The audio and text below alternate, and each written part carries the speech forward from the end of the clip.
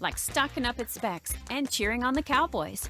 As a proud partner of the Dallas Cowboys, Specs has everything you need to turn your pregame party into a full-on football feast. With lower prices on a stadium-sized selection of world-class wines, spirits, beers, seltzers, and gourmet foods, Specs is your one-stop shop for all your game day essentials. Cowboy up at Specs. The fun starts here. Prescriptions require an online consultation with a healthcare provider who will determine if appropriate. Restrictions apply. See website for details and important safety information. Subscription required. Price varies based on product and subscription plan. Hey guys, did you know there's a generic form of Viagra that works just the same, but is 95% cheaper? And you can get it online? Go to hims.com/joy. Through Hims, you'll get a free medical consultation, discreet shipping if prescribed, and the process is 100% online. To start your free online visit, go to hims.com/joy. That's HIMS.com/JOY. Everybody's choosy about something. It might be your favorite snack. 2 scoops of Rocky Road, please. Your style. Those earrings look amazing on you. Or the things you like to do with your best friend. You can be choosy when it comes to getting a COVID-19 vaccine, too. If you're thinking about getting an updated vaccine, there's more than one type available. You can find out more at WeDoVaccines.com.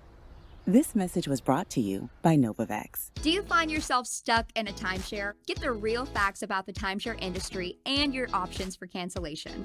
Chuck McDowell, founder of Wesley Financial Group, has put together a free information guide that reveals the secrets the timeshare industry doesn't want you to know, including the 5 ways to get rid of your timeshare. Call now and get this timeshare cancellation guide absolutely free. Call 800-330-2929. That's 800-330-2929. 800-330-2929. You can now buy official Texas lottery tickets right from your phone at jackpot.com. Don't wait. Mega Millions and Powerball jackpots are getting bigger every day. Plus, get a free ticket with your first play. Go to jackpot.com. That's jackpot.com. Paid for by jackpot.com. You must be 18 or older to order a lottery ticket. Please play responsibly. If you or someone you know has a gambling problem, call 1-800-GAMBLER. When you wake up well-rested on a great mattress, everything becomes clear. I do make everything about me. Things you missed when you were tired finally reveal themselves. My passport is in the pocket of the duffel bag I took to Mexico. At Mattress Firm, we know the right mattress matters. We also know that price does too. So if you see a lower price somewhere else, we'll match it. Plus, you get free and fast delivery. Shop in-store or online at mattressfirm.com. The right mattress matters. We'll find yours. Restrictions apply. See store or website for details. RJ Choppy, your good friends over at K-Post Roofing and Waterproofing, the official roofing and waterproofing partner of the Dallas Cowboys, and partner with Tesla, the industry leader in solar. Those Tesla solar roofs are backed by a 25-year warranty and a 30% federal tax credit. So installing a Tesla Powerwall rechargeable battery allows you to store your energy. It's readily available to you, and get this, you can sell it back. That excess power, you can sell it back to the grid during peak times and make hundreds of bucks each month. Schedule a free estimate. Go online, kpostcompany.com/Tesla. And you know, since North Texas is headed into an El Nino wet weather pattern, finally, you should consider scheduling a free drone roof inspection to make sure your roof is ready to withstand severe weather. Guess what?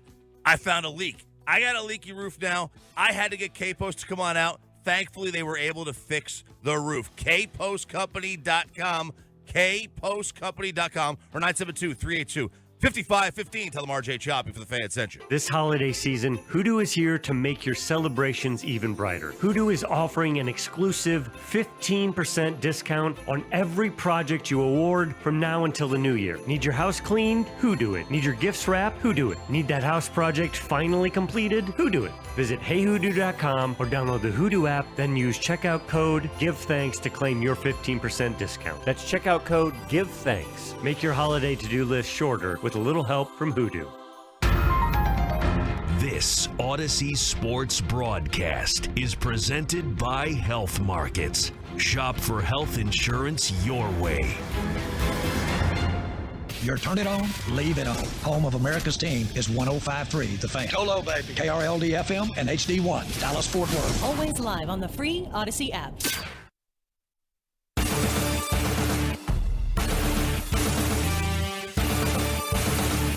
105.3 The Fan and the Dallas Cowboys Radio Network present Dallas Cowboys Football 2023. And Prescott walks the dog. Touchdown Cowboys. In crystal clear HD stereo. Today's pregame show is brought to you by Volleman's Dairy. the official milk of the Dallas Cowboys. Texaco. Texaco with Techron delivers unbeatable gas mileage. Texaco with Techron, driving performance. Arrow Exterminators, official pest control provider of the Dallas Cowboys. Blockchain.com. Blockchain.com. Make your crypto play today. And by DallasCowboys.com. Keep track of the boys with daily podcasts and up-to-the-minute blogging at DallasCowboys.com and on the official Dallas Cowboys app. Now, here's Eric Chiofalo and Bryan Broaddus. For maybe the last time of this football season, we are live here at AT&T Stadium, the Brad Sham radio booth, for some Dallas Cowboys football, ladies and gentlemen. Monday Night Football style. The Lions are in town. This is a monster game. Cowboys looking to make it 15 straight home victories and get off the schneid here, dropping their last 2 on the road. This is a playoff matchup. This is fantastic. And if you like offense, Broaddus, I think this is the night for you. Yeah, absolutely. And you're dead on about both defenses. And it might come down to what we saw in Seattle here, several weeks ago, where all of a sudden Dallas finds a way at the end of the game. You get 3 4th down stops, to kind of find a way to secure the victory. But, both defensive coordinators will have their hands full tonight dealing with these offenses. That's kind of where I'm at. I'm looking at you, offense. Hey, you've kind of dropped the ball a little bit over the course of the last 2 weeks. There's the road excuses, communication. You get Tyron Smith back. You're back home here where you're just putting – I expect you now to put up 40 points. That's kind of where we're at. When this team is in this building, that's just what happens. And oftentimes the defense or the special teams is involved that way, finding their way into the end zone, putting points up on the board. But that's where I'm at. I think this is going to be 2 star-studded offenses going toe-to-toe. And, which is the defense that can come up with a drive or 2 or a couple of big splash plays, big plays that can swing the game. But I need 4 quarters of dominant Dak and dominant CeeDee Lamb passing game. Yeah, I think you're clearly onto something. And having Tyron Smith back at left tackle will surely help the situation for the Cowboys. But the offensive line, they're going to have their hands full with, dealing with Aiden Hutchinson as well. The blitz packages, we kind of talked about a little bit in the crosstalk, communication. On the road, it seems the communication kind of wanes at times. And, Dak trying to get the ball fast, trying to, hurry, give me the ball, and stomping his legs. And all of a sudden, then, everything feels so rushed. But the Cowboys, as you mentioned, Eric, are so good at home. The flow of the game, the rhythm of the offense, the rhythm of the play caller, the quarterback, all these things come into play when he's here at home. And here we are tonight with that opportunity. You absolutely want the ball first tonight if you absolutely do. Yes, you absolutely do. And you want to try and play well, and last week it was a perfect situation. They get the ball, they go 15 plays. But unfortunately, though, you have the fumble there on the goal line, and but you had a couple of shots before that to get in. You can't leave any plays on the field tonight. You just can't miss a throw down the field that is going to be a touchdown to an open receiver. You can't you can't slide down inside and have a free rusher off the edge. There's things about this game. If you want to win it, you've got to be able to play solid. You've got to be able to play dependable football and mistake-free football, and that includes some of the penalties as well. You're going to catch a break tonight with Brad Allen and his crew. Is one of the least called, the officiating his crew is one of the least officiate when it comes to penalties for a team. He'll let you play a little bit here tonight. So a lot of things pointing in the right direction of you having a good game. Maybe Micah Parsons gets his first holding call in 40 quarters, I believe is what it's amazing, though, and Micah has every right to be upset with what's going on. I'm not going to sit here and act like every week I watch what's going on in Pittsburgh with Watt or what's going on in Cleveland. Miles Garrett seems to be having the same issue that Parsons that's and maybe it's and Jerry Jones was on with us on 105.3 The Fan and talking about Micah's ability, and Micah, in his own podcast even talking about, hey, I'm different. And I don't think he's saying it in a braggadocious way. I think he's saying it in a way of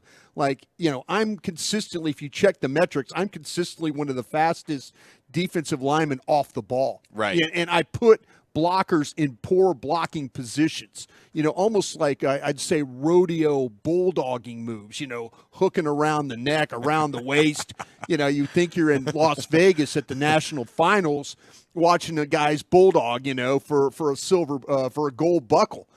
So yeah, it's kind of crazy, and we'll see tonight though if in fact though he can draw one or two, because it's going to be paramount for them to get pressure on this quarterback. He is Goff is a different quarterback when he has to deal with pressure. Well, do you feel there's going to be a good opportunity here? Because I'm looking at Micah Parsons like, dude, you're doing everything you can. You're not getting the holding penalties. But last week, it is just sub 2-second pressure after another, wreaking havoc. Who's the other guy that can step up here? Who's somebody that can help Micah out getting to the quarterback? Maybe we need to see some more Dante Fowler. But you're right, pressuring Jared Goff is paramount. What's the likelihood they can get it done tonight? Well, it's you've got a really good offensive line with the Lions, and they do a good job with Goff of protecting him. So you do see some pressure.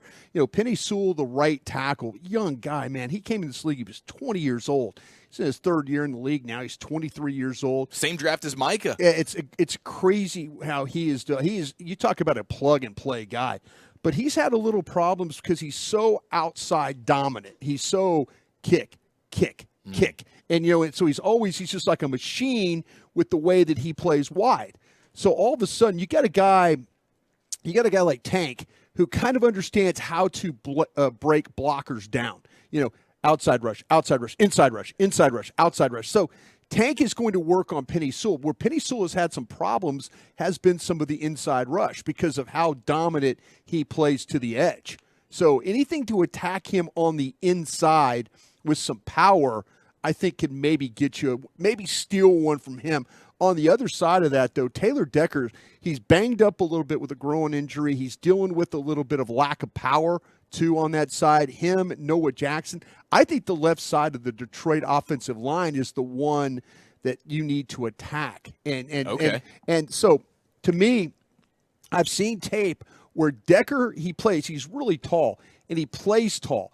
And I've seen rushers just run him straight to the quarterback, get under him, almost forklift him into the quarterback. So Micah, hello. Anybody over there, Sam Williams, hello. Anything that's going to come off that edge, take him straight to the quarterback if you can. Okay, and these playmakers offensively for Detroit, this is pretty nasty stuff here. St. Brown's ridiculous. Yeah. Laporta, one of the better rookie tight ends we've seen in forever. Yeah. And then you have the backs, Gibbs and Montgomery. How you play Laporta could be really key in this game. And to me, because they play him, they create plays for him. You will see him run wheel routes where they pick and then get him up the field, up the sidelines. They find ways to get him the football. He's scored 9 touchdowns for the tight ends this year. He's one of the tops in the league at that. He does lead the Lions in drops. He has 6, but he's targeted quite a bit throughout these contests. But dude, he's got like 100 targets. Oh, it's already crazy. But you get him the ball. He is this like bulldozer guy that just runs. That's really what when you look at a guy. He's just so much toughness. The way he sells routes, the mismatches, how the Cowboys and Dan Quinn play him tonight. Like I said, will go a long way whether they win this football game or not. 877-881-1053, the number to text here. What's your confidence meter, predictions? And this is a star-studded night. I mean, this is big-time teams going at it here in the same conference as a little tune-up before the playoffs. And both these teams guaranteed as the Lions win their division for the first time in forever. Just last week, they lock it in. Cowboys already clinched a playoff spot. They're still fighting for a potential opportunity at winning the NFC East. So plenty to play for on both sides here, but then you have the Jimmy Johnson storylines. It's going to be a ton of fun, and I know on the halftime show with you and Walchuk here on 105.3 The Fan and the Dallas Cowboys Radio Network, we will get to hear Jerry induct Jimmy into the Ring of Honor, which is going to be special. You can watch it on ESPN. We're going to be hanging out with Joe Buck here in just a few minutes as well. So star-studded. Tonight's just so fun. I hope to God it's not the last time we're here for this football season. If we could get some home playoff games at AT&T Stadium, it would go a long way. But this is one way. You're going out with a bang if this is your last one. The Jimmy Johnson stuff, this is going to be special tonight. Well, you got to, as you mentioned, though, you got to keep, you got to win this one so you have the opportunity to go to Washington next week. And, who knows what's going to happen with the Eagles. I'm not anticipating Arizona going in there and giving them much of a game tomorrow. Who knows? But the Giants played them well last week. That's my hope, that the Giants have not just totally packed things up, one final time, that that maybe you can get them to saddle up and give the Eagles a little bit of trouble, because they had the Eagles on the ropes a little bit at the end of that football game last week. Are you getting? I mean, what's your concern level with the Cowboys defense right now? I mean, they've played some really, really good offenses over the course of the last 4 weeks, but it's the handicapped. It's the worst defensive success rate in the league over the last 4 weeks. Yeah, I don't mean disrespect to the handicapped. I mean, I think it's just compromised. It really is. The linebacking situation has made this very, very difficult for them, and they're doing their absolute best, I believe. Dan Quinn we always talk about smoke and mirrors and how you manipulate. They lost when you start to talk about with Leighton Vander Esch was a huge problem for them as far as him being knocked out.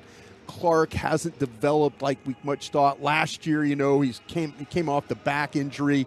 Great job of the kid getting back in the lineup, even playing.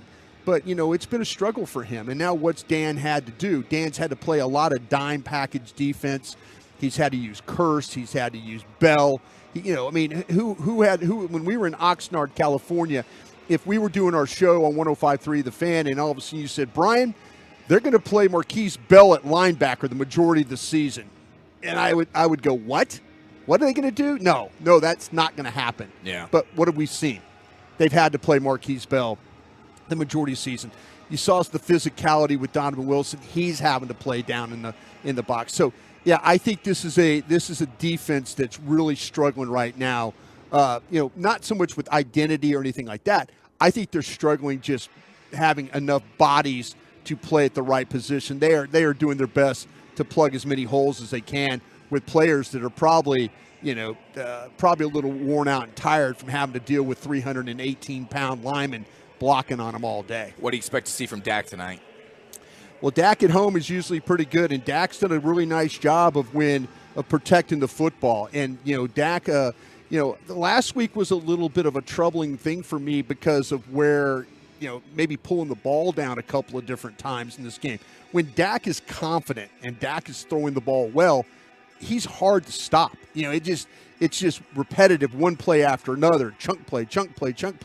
They lost a little about the last couple of weeks. The Buffalo game got out of hand because of all the running that Buffalo did.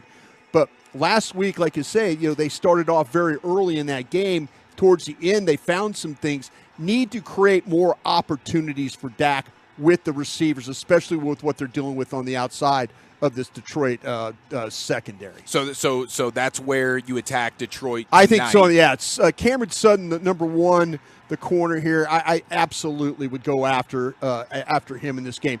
I think he gets lost in coverage at times, and that's where if you hold up well enough, you block their blitz, find a way to get the ball down the field, I think that you could do some good against him. Well, we got plenty of numbers to back up the idea that this Detroit defense can be had through the air. Yes. And we will paint that picture for you over the course of the next 3 hours as we take you up till kickoff. That's right, 3 hours to kickoff. Cowboys versus Lions at AT&T Stadium. 15 straight, looking to make it 16 home victories for the Cowboys. Let's get off the schneid. Drop 2. Buffalo, Miami. It's different tonight. Detroit, Jimmy Johnson. There's Hall of Fame and Ring of Honor vibes right here at AT&T Stadium. We got a different uniform combo that we'll have to address as well, but it's a star-studded pregame show. We're just getting started. Coming back, we'll have Jayron Kearse for tonight's player profile, and Joe Buck, the voice of Monday Night Football, joins us next right here on The Fan. Go behind the scenes at the home of the Dallas Cowboys with AT&T Stadium Tours presented by SeatGeek. See what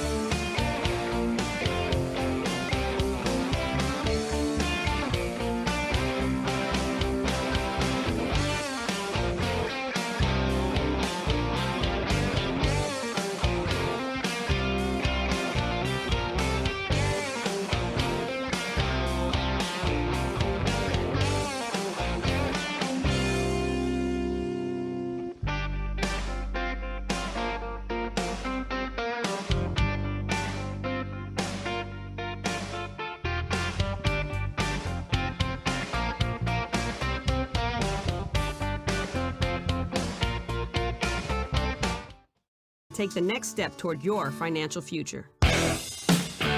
Under 3 hours to kick off live at AT&T Stadium. Cowboys versus Lions. 10 minutes from Joe Buck, voice of Monday Night Football, joining us here on the official pregame show of America's Team, brought to you by Reliant and NRG Company. Let's get you tonight's player profile. Jayron Kearse, Cowboy safety, standing by with the 1-2-3-time Hall of Famer, Chris Arnold. Jayron Kearse, welcome back home where you guys stay undefeated. How big is this game on a Saturday night against the Detroit Lions? It's huge. We just want to get this thing back rolling, and just gain the momentum. And because we're going into this dance, we're in the dance already. So we just want to these last couple of games just build the momentum heading into that. Can you talk about the mentality in the room? Because you guys had not lost 2 in a row since like 2021, and so I know there's some grit and determination. It's like, no, we can't go like this. We haven't really talked about losing back-to-back games. We don't really pay attention to that. We just go out there and try to play our best football and try to get the dub. We lost 2 back-to-back, and we just going out there to do our thing, make sure it's not a third. Have you seen some tape on the Detroit Lions offense and the kind of things that they're capable of? Yeah, they're definitely a very good unit. You have a good tight end, a couple good receivers, and a 1-2 punch back there, running back. And their O-line is pretty good. I know a couple of those guys. I played with those guys a couple of years back in Detroit. Right, I was going to say. Yeah, and it's a dog bunch. So it's definitely going to be one of those good old school football games. Good on good. Physical on physical. You mentioned that. I say again, you played for them.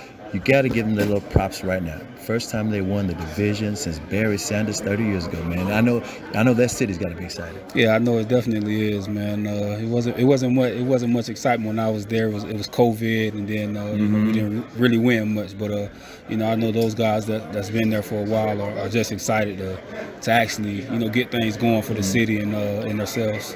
Okay, Jimmy Johnson's going to Ring of Honor halftime. I know you're familiar with his work. What are your thoughts about Jimmy Johnson when you hear him in the Ring of Honor and how big that is for Cowboy fans? It's huge. It's tremendous. Being that he's one of those coaches that's been here, won some Super Bowls. He was the guy they needed, and he took care of business while he was here. And finally, it's a Saturday night game. Is there anything special that you do or want to get done before the game? I always say, is there a superstition, a kind of food you want to eat? Get your nap in the afternoon. What's going to go down at home? Not really much superstition, man. I'm just worried about myself, and getting myself together. So when it's kickoff time, I'm in my best shape and going out there to play my best game this year. Good luck against them Lions. Thank you, appreciate it. Jayron Kearse.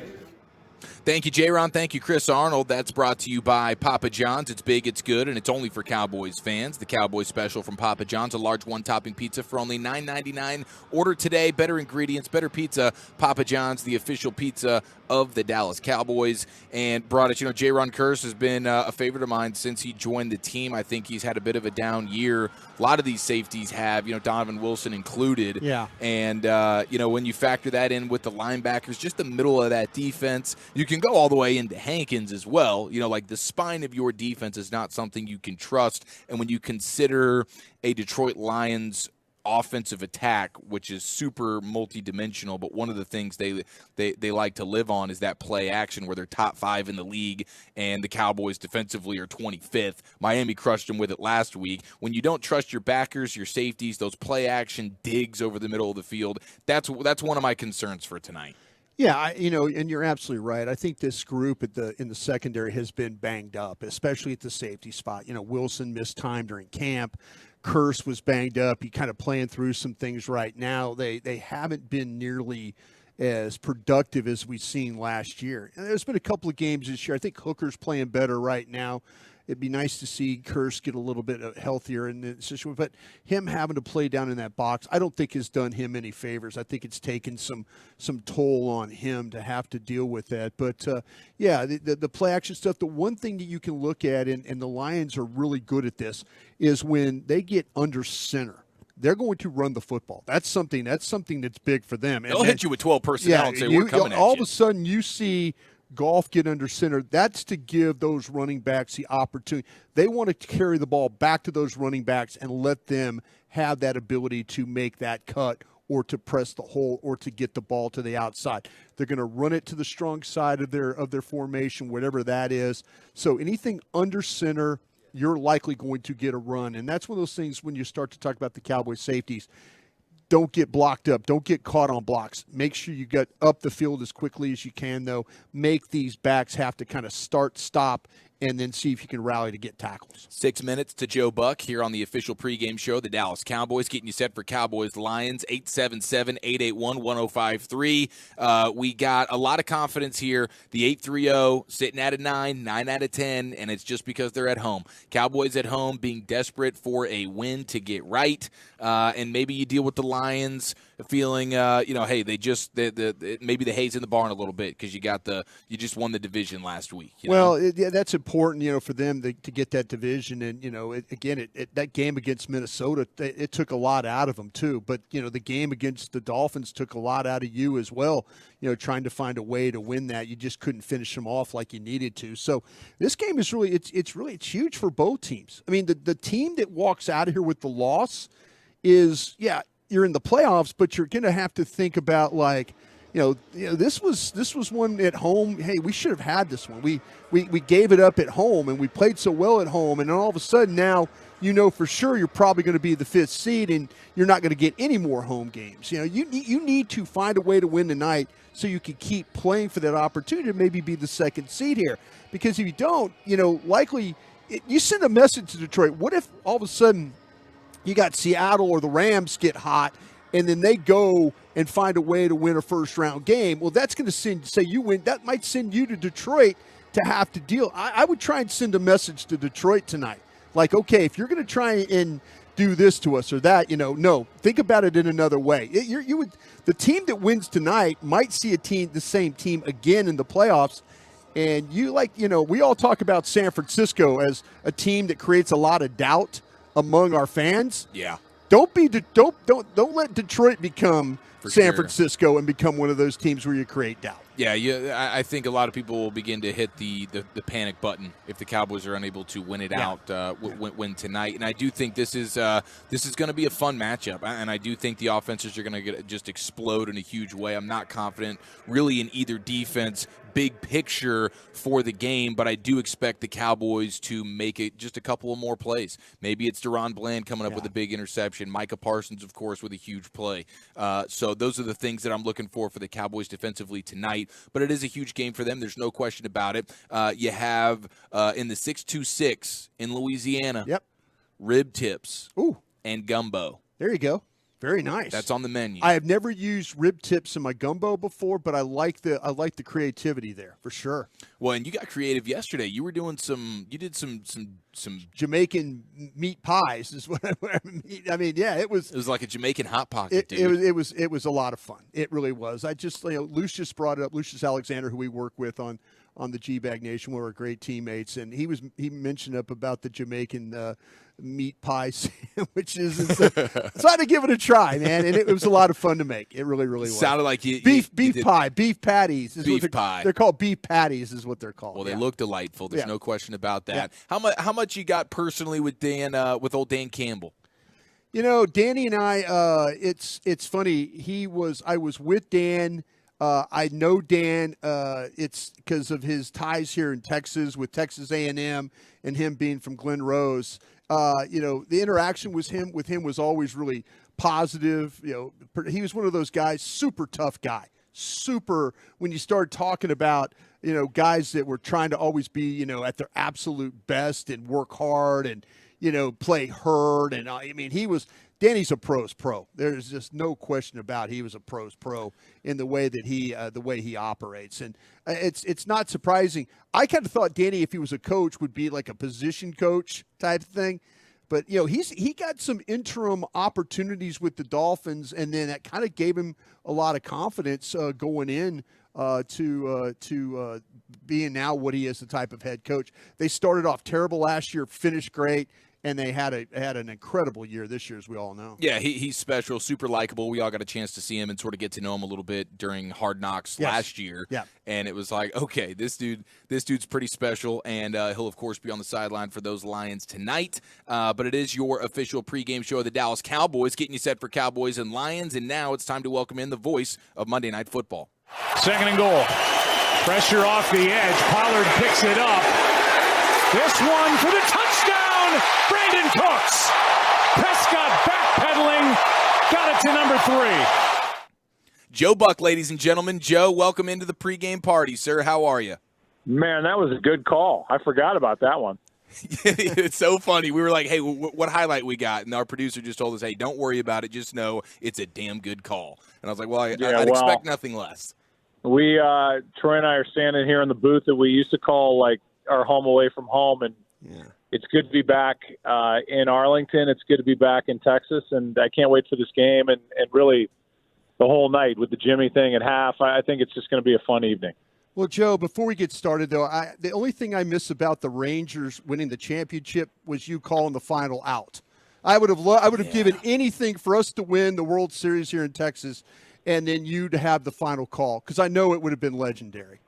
But Rangers fans would say that if I was on the call, they wouldn't have won because I was rooting against the Texas Rangers back in 2011. But yes, I would have loved that. I mean, there's a lot to like about that team, and I was just walking around today.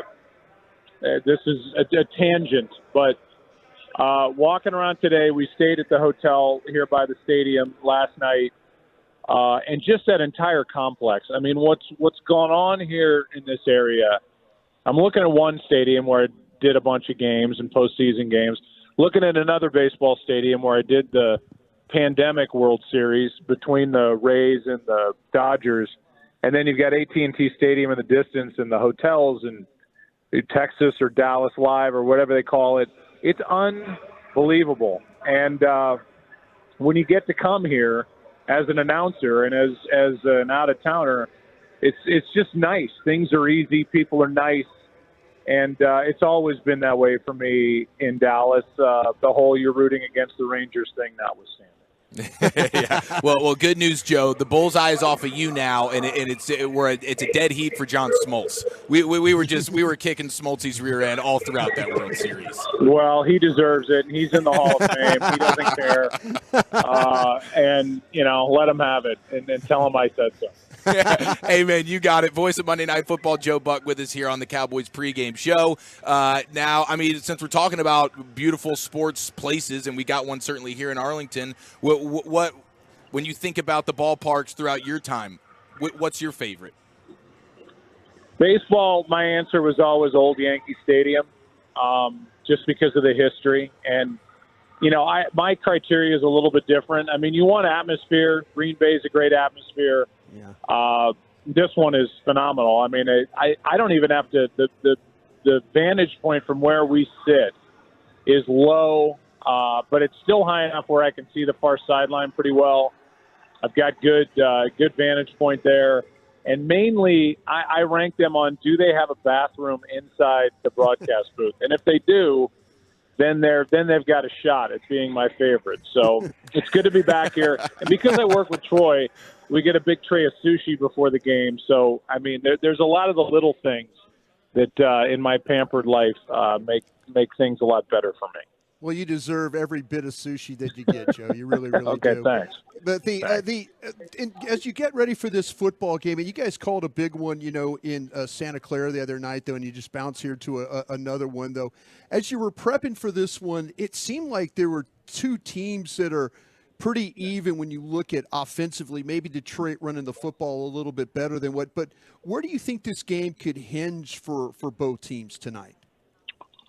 Yeah, I think when you look at the Cowboys and you look at what they've been able to do here at home, it's just stunning. The numbers are off the charts.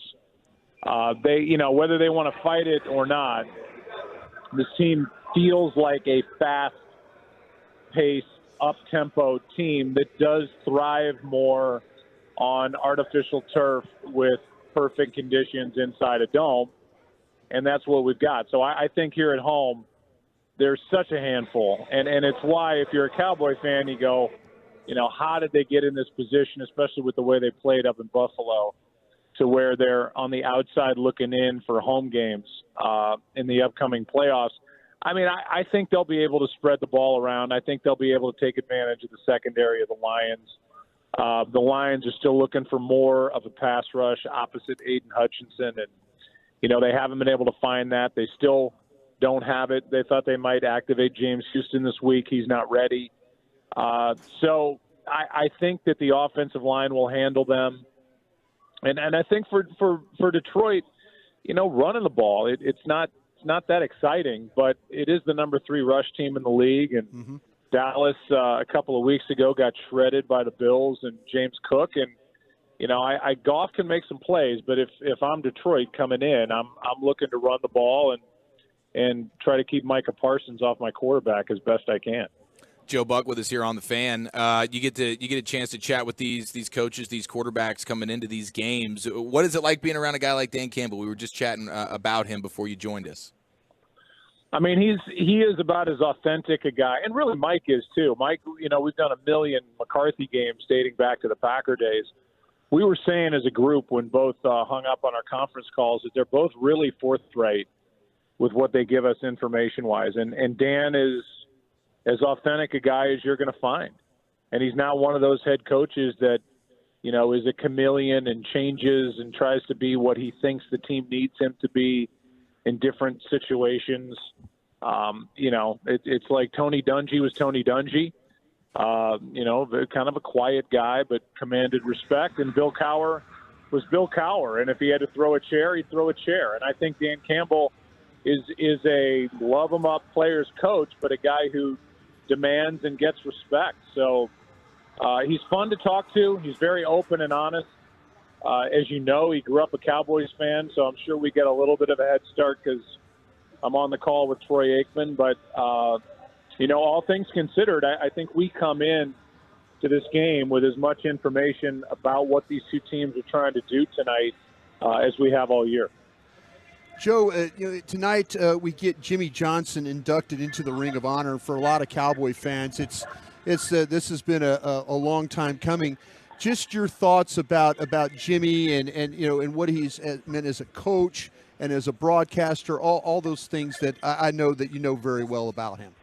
Yeah, I mean, I just love him. He's got, I barely scratch the surface as I stand here next to Troy, but knowing him for 30 years the way I have as a broadcaster, I've enjoyed the hell out of him. And I can't tell you how many times we would see Fox when our days at Fox or even now, they do some promo for halftime or, Jimmy's putting on some goofy hat or whatever. And I look at Troy and he's just shaking his head like, I can't believe that's the same guy. But he's evolved and he was a hard-nosed coach and had these guys ready to run through a wall for him. And he's a lovable, funny, enjoyable TV personality. So he's been able to change over time. He's a great person, a good friend. And like you said, it's long overdue. I mean, you can't have Troy and Michael and Emmett and Darren and these guys in the Ring of Honor and not have the guy that coached him to 2 Super Bowl wins not there alongside him. And Troy's going to be involved in some of the festivities tonight, correct? Yeah, he'll be down there, so I'll be on my own, I feel like, at the end of the first half and maybe the beginning of the second. John Perry, our rules genius, is right now cinching up his tie. He's the left-hander in the bullpen. I'm going to call in, and he and I are going to do the game and just drive the rating right through the floor. That's wonderful. Well, it is always a real treat, Joe. Can't thank you enough for the time, and enjoy the game tonight, sir. I'm just kidding about John Perry. He's very sensitive. I don't want to lose him for the rest of the night. That was a joke. He's the best. I love him like a brother. Yeah, okay. Joe, when you have to make that leverage call on a field goal and you want to go to John Perry, you're going to have to learn what leverage is all about, right? Exactly. And how often he's going to turn his back on me. It's going to be like, the hell is happening out there, John? He's going to be like, I don't know. You're the smart guy. You tell us what's going on. You're the best, Joe. Appreciate the time. All right. See you guys. There he goes, Joe Buck, voice of Monday Night Football, besties with Troy Aikman. I mean, I wonder if he ever envisioned, if we had a touch more time, I would have asked him. But being a guy who I imagine for a long time he viewed himself as a solo dude. I view my career as my career, and I do. But now it feels like, oh, Troy's going to ESPN, like that's my guy. They're sort of they're a duo now. And they're besties just hanging out here in Arlington, I imagine, over the course of the last 24 hours. I guarantee you when ESPN was dealing with Troy, Joe Buck's name immediately came up. You know, I guarantee you right off the jump, it's, you know, you don't want to lose that guy. You know, you don't want to lose who, you know, everybody knows Troy Aikman, but they also know Joe Buck. He is such a talented, his father, I remember listening to his father on KMOX radio in St. Louis doing Cardinal baseball, and just outstanding. So it's great to get to spend some time with him today. 214's going with the homemade chopped cheese and had them in New York. They were delicious. Now he's rocking with it. Chopped cheese is that taking that. It's almost like a Philly cheesesteak with okay. Like that. It's really, really a good deal. Delightful. That's a home run. The 815's getting ready to take the brisket off the grill. Been on there since 2 a.m. That's going to be a beautiful brisket evening there. 714, tonight's menu. This is quite the menu here. Potatoes au gratin. Yes. Okay. Flanken ribs, asparagus, Brussels sprouts, chocolate cake. Yeah. Brisket queso. 714. Freaking going all out, and why wouldn't you? It's a huge game. It's Jimmy Johnson Ring of Honor night. We no longer have to worry about getting to training camp in Oxnard and hearing the Jimmy Johnson, when is this going to happen question. It can finally be put to bed. The Todd Archer question, when you're going to put Jimmy in the Ring of Honor thing? The beat has to just be across the board, through the roof ecstatic, that they can finally put that question to rest. Question to rest, absolutely. All right, well, we'll see if these Cowboys can put the Lions to rest tonight. 877-881-1053. Christy Scales, the best sideline reporter in the business. We'll get the scoop from her coming up next right here on 105.3 The Fan. It's big, it's good, and it's only for Cowboys fans. It's the Cowboys Special from the Cowboys and Papa John's. Get a large one-topping pizza for only $9.99. That's right, Cowboys fans. Get a large one-topping pizza for only $9.99 every day of the week. It's America's team. It's America's pizza. It's the Cowboys Special. Order today, in person, on the phone, or online. Better ingredients.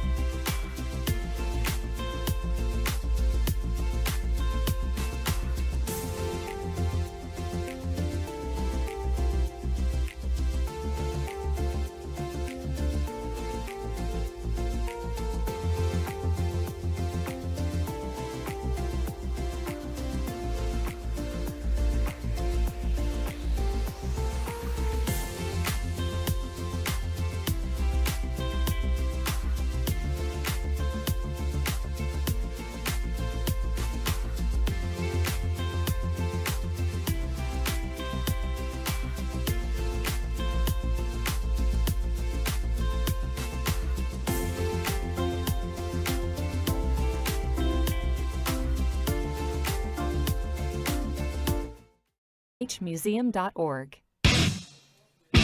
Under 2.5 hours to a Cowboy kickoff, ladies and gentlemen. It's the official pregame party, and now it's time to hang out with Christy Scales, Cowboys sideline reporter. We're in the Brad Sham radio booth. She's down on that turf where the fellas are out there getting some warm-ups going. Christy, how are you, and how is Tyron Smith doing?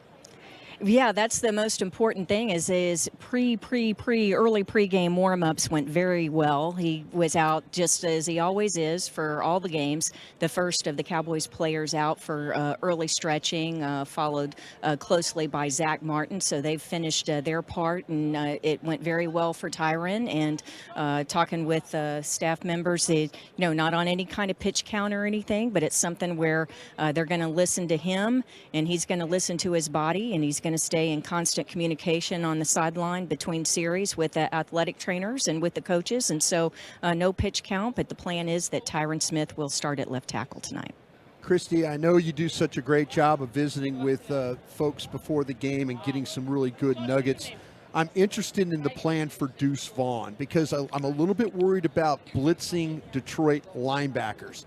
Are we going to see him play quite a bit in this game? Do they have a plan for how they're going to use him?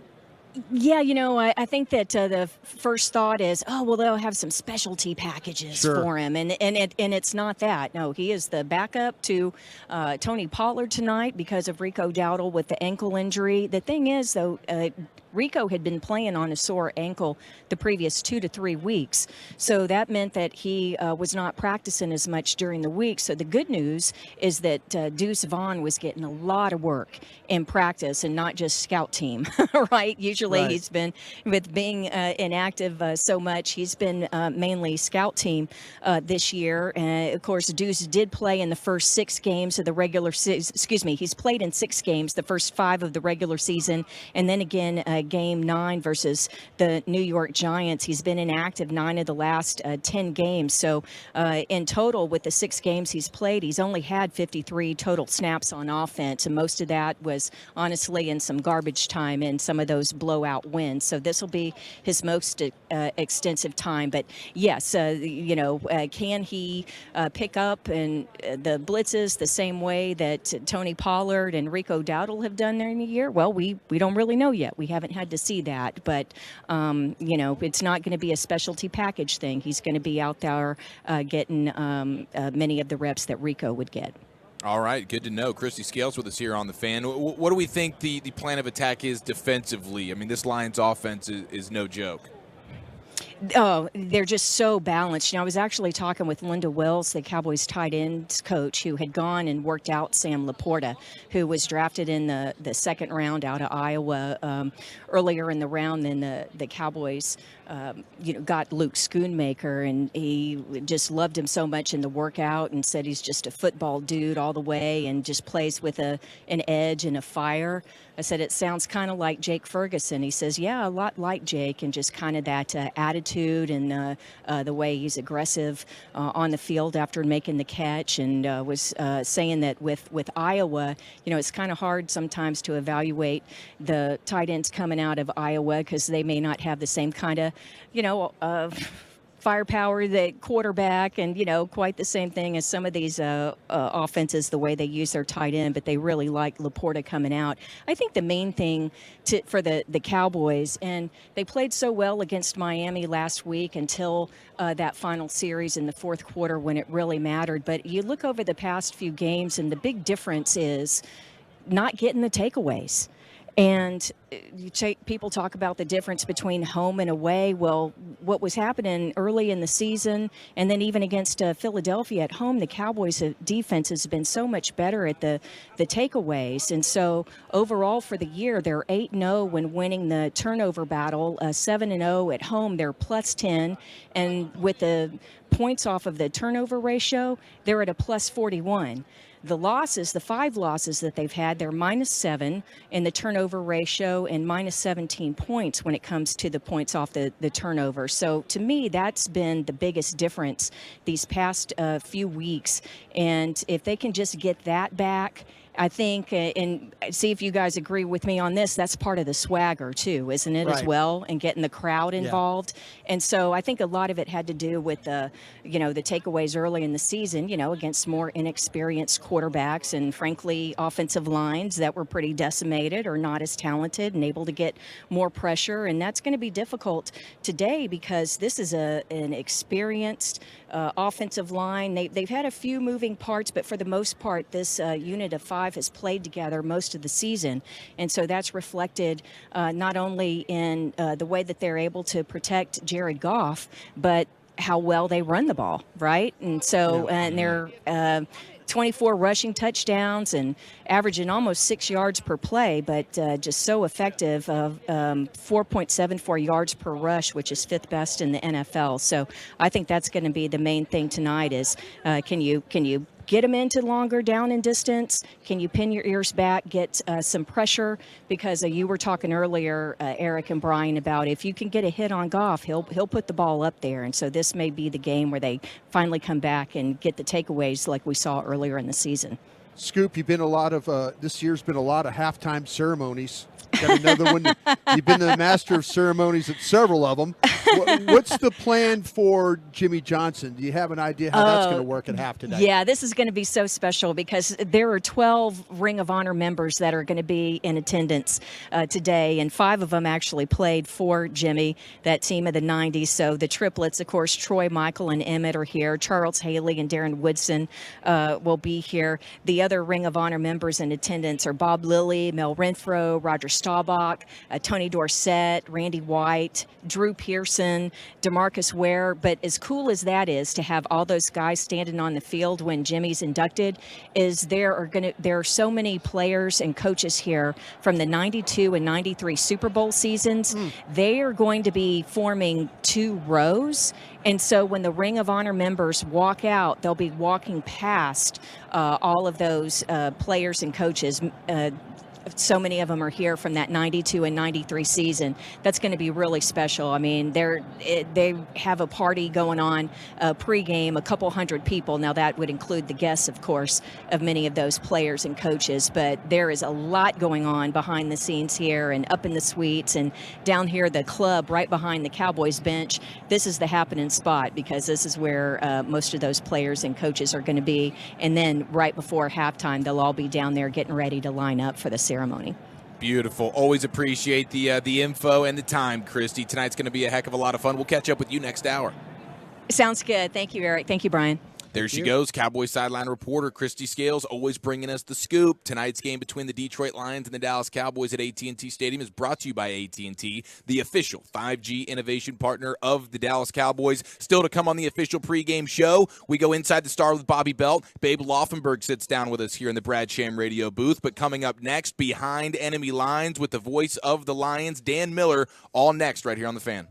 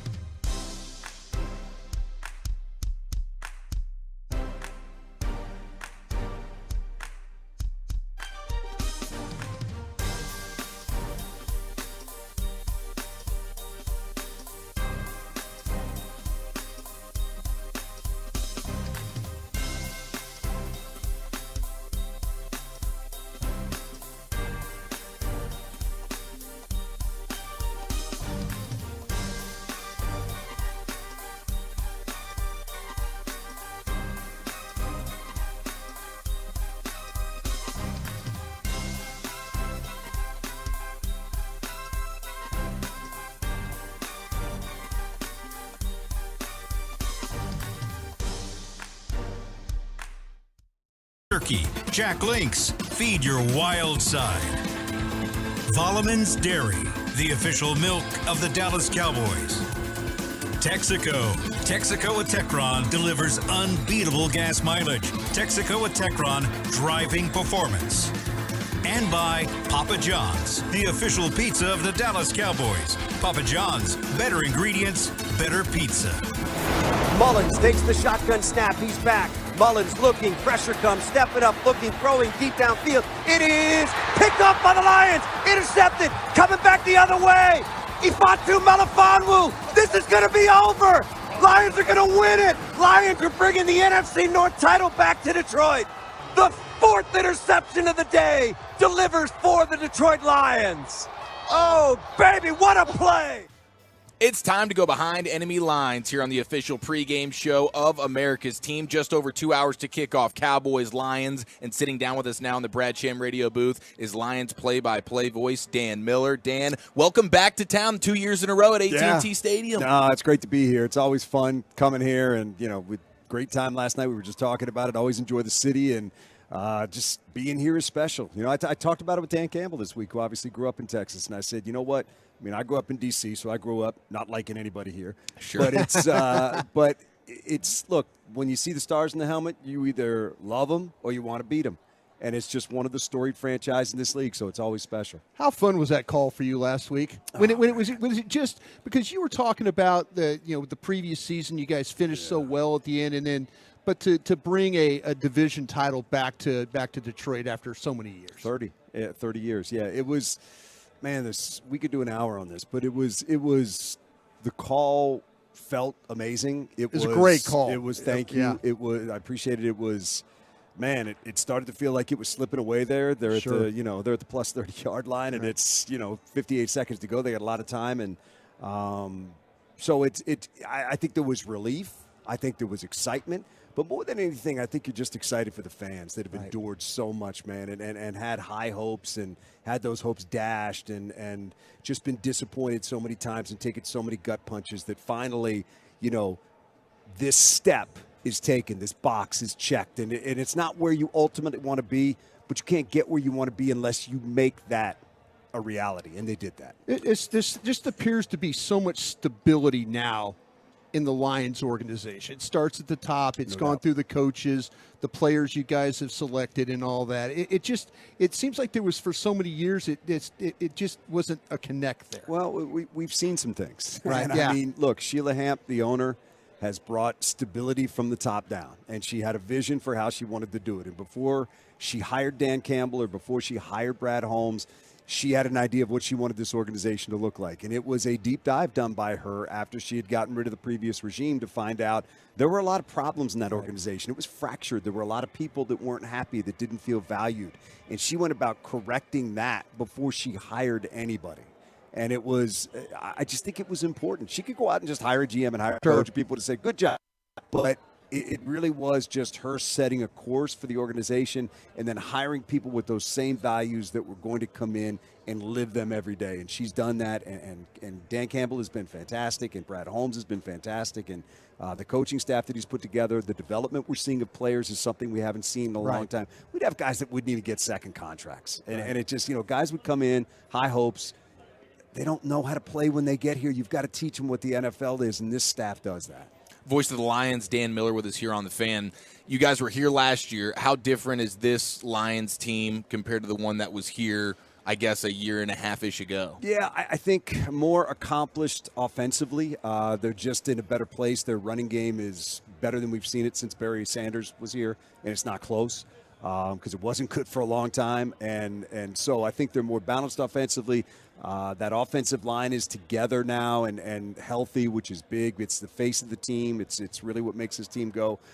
Defensively, there's still some issues here. And one of the things that I think is interesting tonight is one of their weaknesses is the chunk plays and giving up plays downfield is Dallas' strength, in particular when they play here inside this stadium where they just seem to be a different team. So that's one thing to watch. But, look, I think they're just more confident. They're more complete.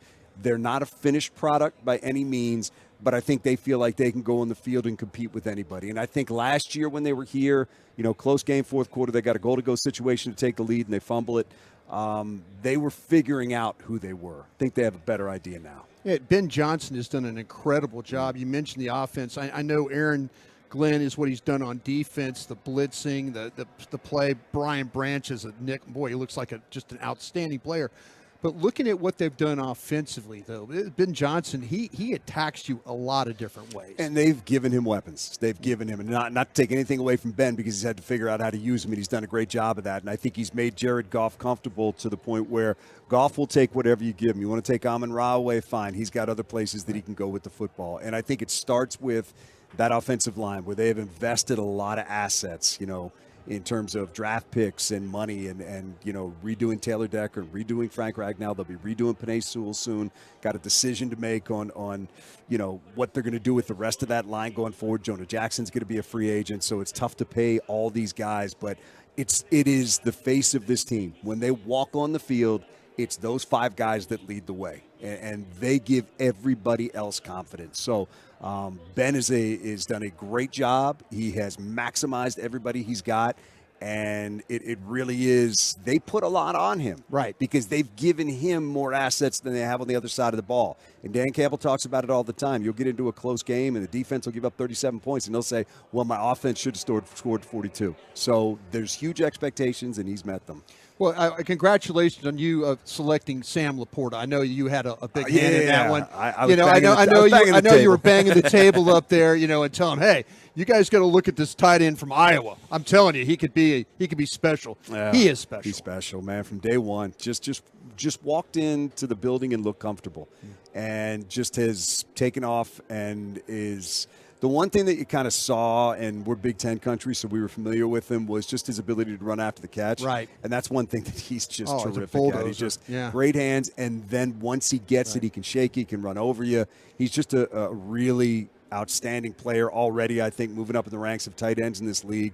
And, he's top 5 in yards, top 5 in catches, and really just carving out a niche, not just as a rookie, but as a player at that position. And look, this was a tight end rich draft. And he was the second one to go, and he's kind of started that run in the second round. So when you're Brad Holmes and you've got kind of all except for the kid the Chiefs took, you've got basically all those tight ends on the board. You had to pick the right one. Right. And it certainly looks like you did. Yeah, the weapons are ridiculous. You talk about the offensive line, and then you have the mastermind, Ben Johnson, pulling all the strings. It feels sort of unstoppable offensively. What have defenses done to slow them down in games where, okay, the lines didn't look like themselves today? What's the commonality that defenses are throwing at them? I would say 2 things. One, to your point, there have been weeks where it felt like they were unstoppable and weeks where they had to be, like when they beat the Chargers. And it was just a back-and-forth game where one empty possession was going to doom you, and they really just found a way to get it going. When teams really concentrated teams on taking away the middle of the field, that's where it seems like they can run into some problems. When you force everything to go outside, because that's where Amon-Ra likes to work, that's where Laporta likes to work, that's where at times Josh Reynolds likes to work, and he's a guy that Goff looks to. He was with him with the Rams. He's with him here. He trusts him. He'll go to him on third down. So when teams do that, and then when teams are able to find a way to pressure Goff and speed him up a little bit, where this team has had issues is when they get loose with the football. And if you look at the last couple losses we had, -3 in the turnover ratio against Chicago, -3 in the turnover ratio against Green Bay. Pretty easy to look at our losses over the last 25 games, 8-2 last year, 11-4 this year. And it's not rocket science. This is kind of the way the league works. But when we turn it over, we lose. And our defense doesn't take it away a lot, so it's hard to get it back when you give up those possessions. On the defensive side of the ball, draft theft, I would say. I mentioned Brian Branch. When you watched him at Alabama, safety, he looks like playing in the slot, around the ball, cover. I mean, he's done everything, and I think more. He was an outstanding player at Alabama. I think you guys are using him in such a great way of all the positions he's covered, but then also the way he plays. Yeah, and I don't think when they drafted him, they thought he'd be out there. That was supposed to be C.J. Gardner-Johnson. Yeah. And the other corner was supposed to be Emmanuel Mosley. Well, Mosley got hurt as soon as he came back, and C.J. got hurt early in the season. But Branch, since the day, much like Laporta, since the day he walked in, he just started making plays. Plug and play. He just started making plays, and I think they thought, we can't keep this guy off the field. And I think he just, by force of what he's done, he has kept himself on the field. Again, I don't think that was the grand plan. I think they thought he'd come in, he'd learn for a year, and then he'd be a guy next year. But he has just really looked so comfortable, so smart, able to dissect things and then make plays on the ball. And it's just been, again, as you say, it's been a terrific draft. Would you say the strength of the Lions defense, I know with Hutchinson and what he is, but really with the safety play, how do you, if you had to say, okay, this was something I wasn't thinking about coming into the season, but your safety play has been really, really good. Yeah, and it's they've moved some guys around there. Melifonwu, who's only been playing like the last 3 weeks, he came in for Tracy Walker, so Tracy Walker has kind of gone to a special teams role. Melifonwu, who they wanted to use earlier, but he just couldn't stay healthy. And he has really played well in the 3 weeks that he's been back there and playing regularly, and obviously had the big pick last week to end that game and put away the division. But I think it's been a work in progress. This isn't what it was supposed to look like.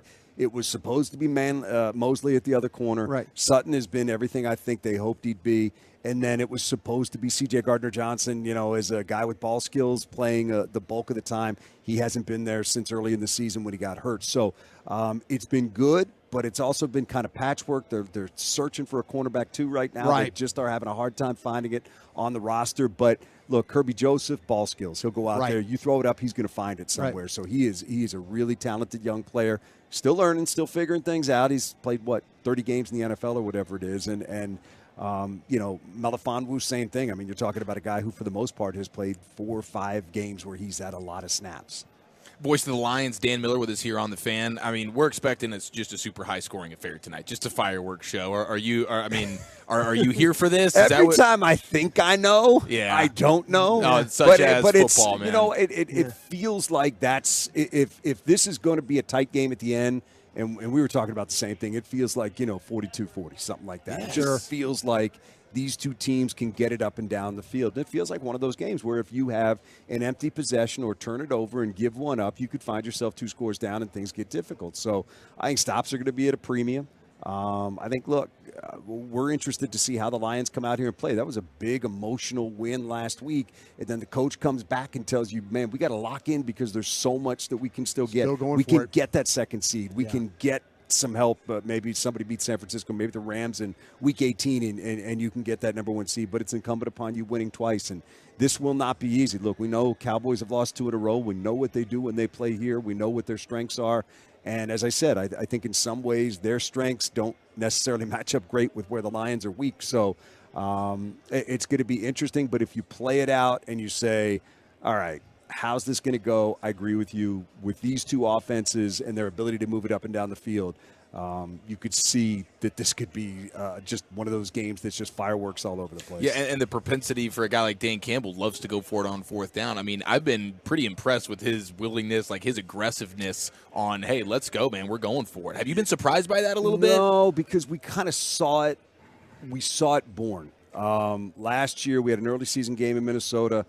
They had a 4th and 4 at the plus 36-yard line. He didn't go for it. He tried a field goal, missed it, gave it back. They went and won the game. And that was the game afterwards. He was emotional. I mean, you tears in his eyes just saying, I let my team down. I'm not doing that again.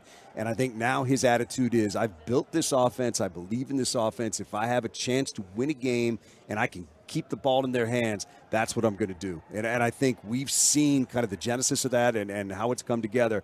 So not really surprising. There are some times where you're like, really? You're going to go for it now? But no, I just think he has such faith in his offense and what they've built there that's the way he wants to play it, and that's what he believes. Have you given any thought to the idea that Matthew Stafford could be coming to Detroit for a playoff game here in the next couple of weeks? Yeah, no, believe us, that's something that people talk about, and it's obviously a real possibility depending upon how everything shakes out with them.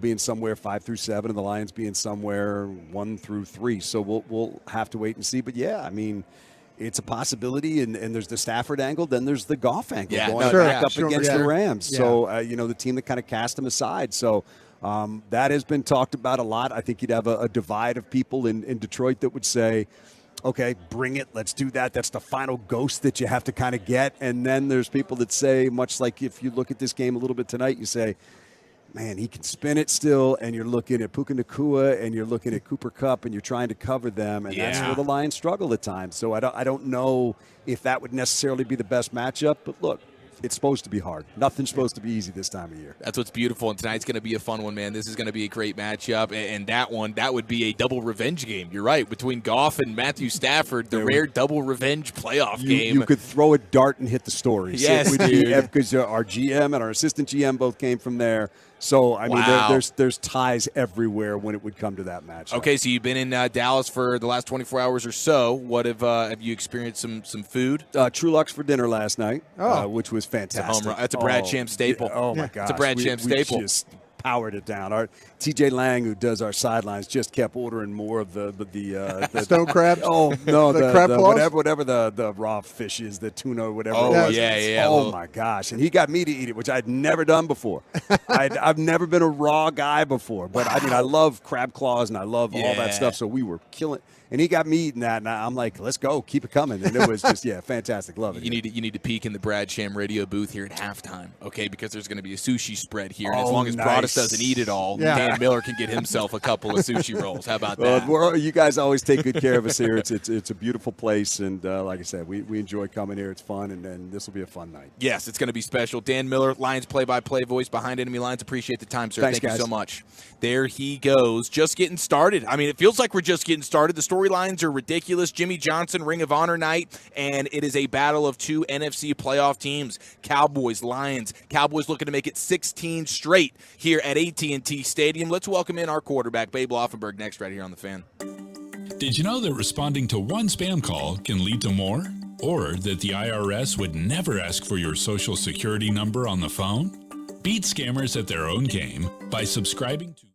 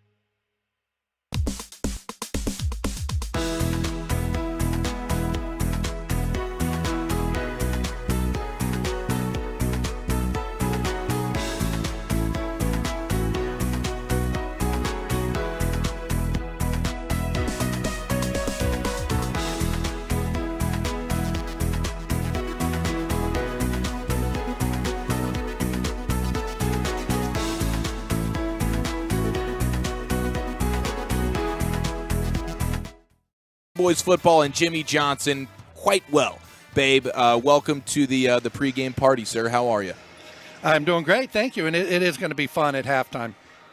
Yeah, it's going to be great. It's going to be wonderful. We'll be carrying it right here on 105.3 The Fan and the Dallas Cowboys radio network, so we'll get to hear all the lovely sounds between Jerry Jones, Jimmy Johnson, and company there. A special night here at AT&T Stadium. You get to be in the building, babe. Are you going to get a chance to bump into your guy Jimmy, because you were here for Jimmy's first year, right?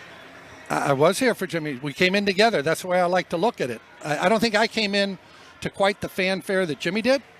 But almost. Yeah, and my first recollection of, this is going to be a little different. So we were here in the spring, doing all the spring workouts, all that minicamp. We had a run. We had to run 16 110s, and you had 30 seconds rest in between them. And, receivers had to run them in 15. Quarterbacks, running backs, linebackers had to do 17.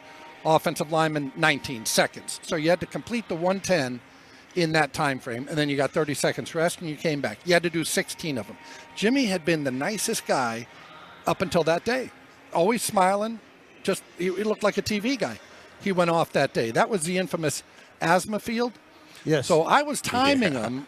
You had 16 110s you had to run, and again, 30 seconds rest. I was timing it, and they were counting it out. 13, 14, 15. And I was hitting it right about 16 and a half. 16. You didn't want to go out like a rabbit and then die for the last 4. Right. Long and short, he went off about halfway through. I mean, went off. If you've ever seen the video. So I looked like a wide receiver after that, because I was hitting him in about 12 seconds.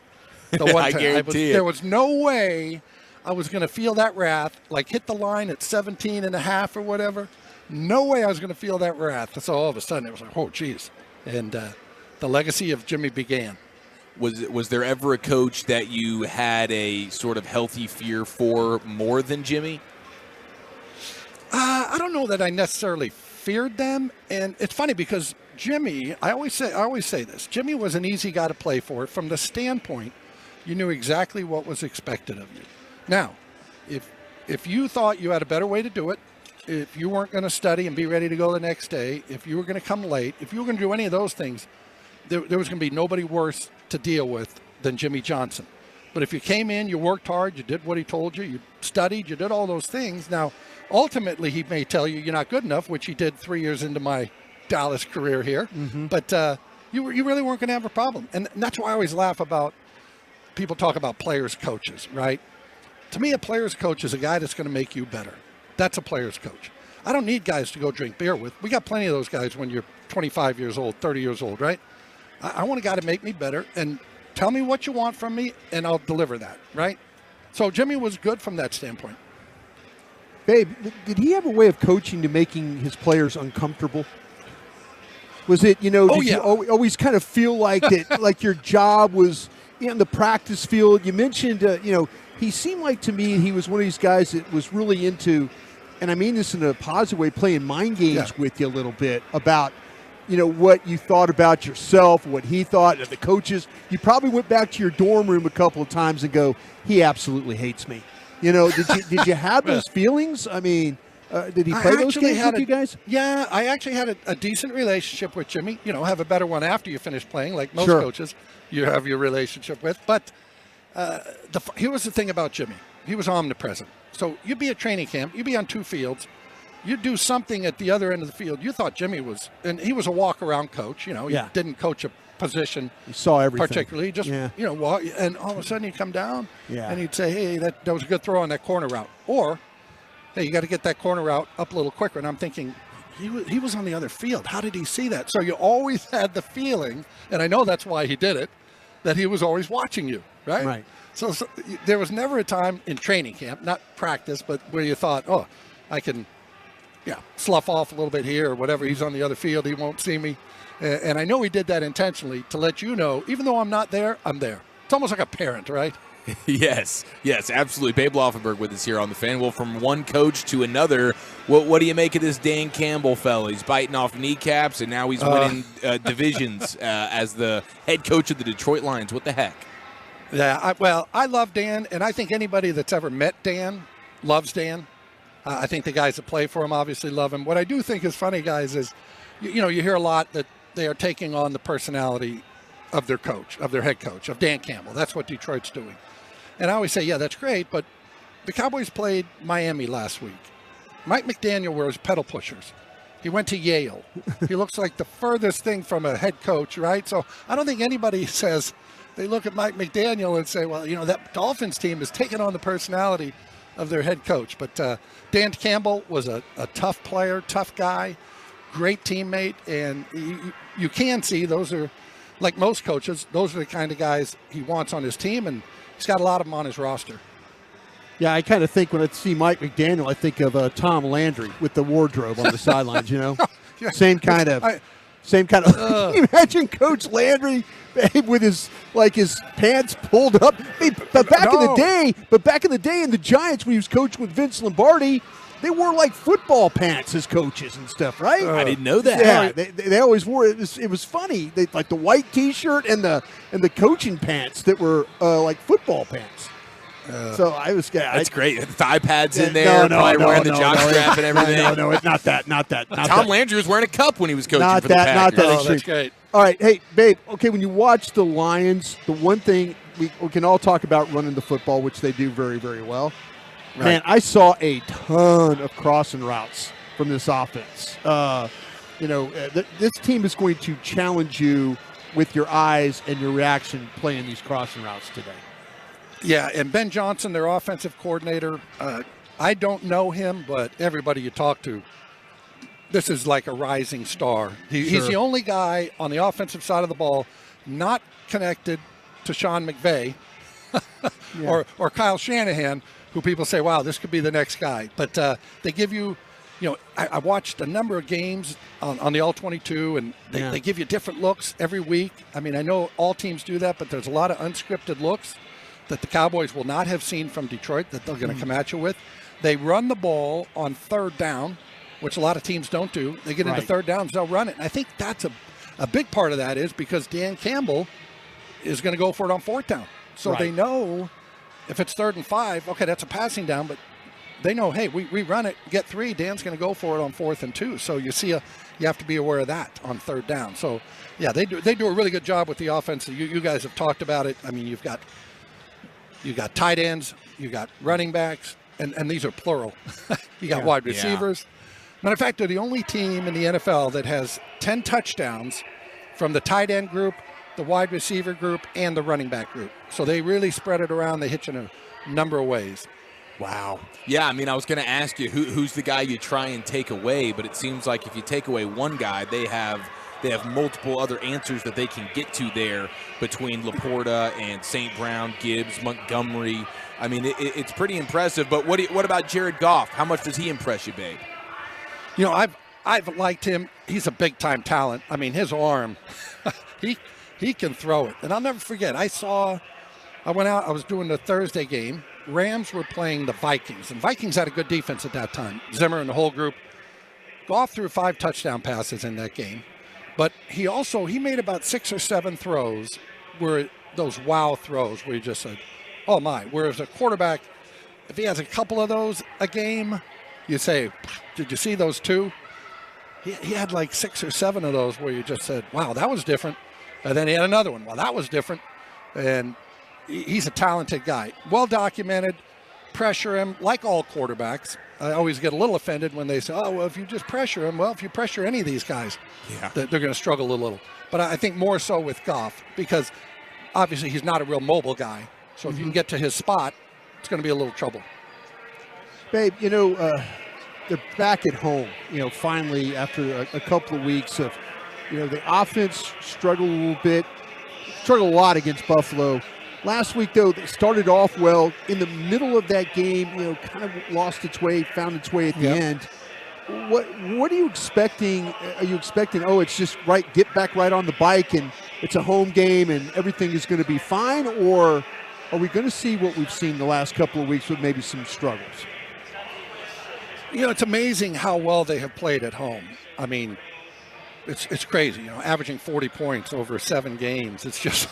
At some point, I kept waiting for that to end, right? At some point, I said, well, okay, that was a nice 4-game stretch they went on, but I don't know if they can do it 5.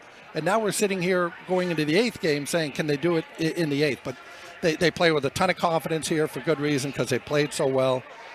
Well documented, too. You know, Detroit 6-2 on the road, so they've been a good road team.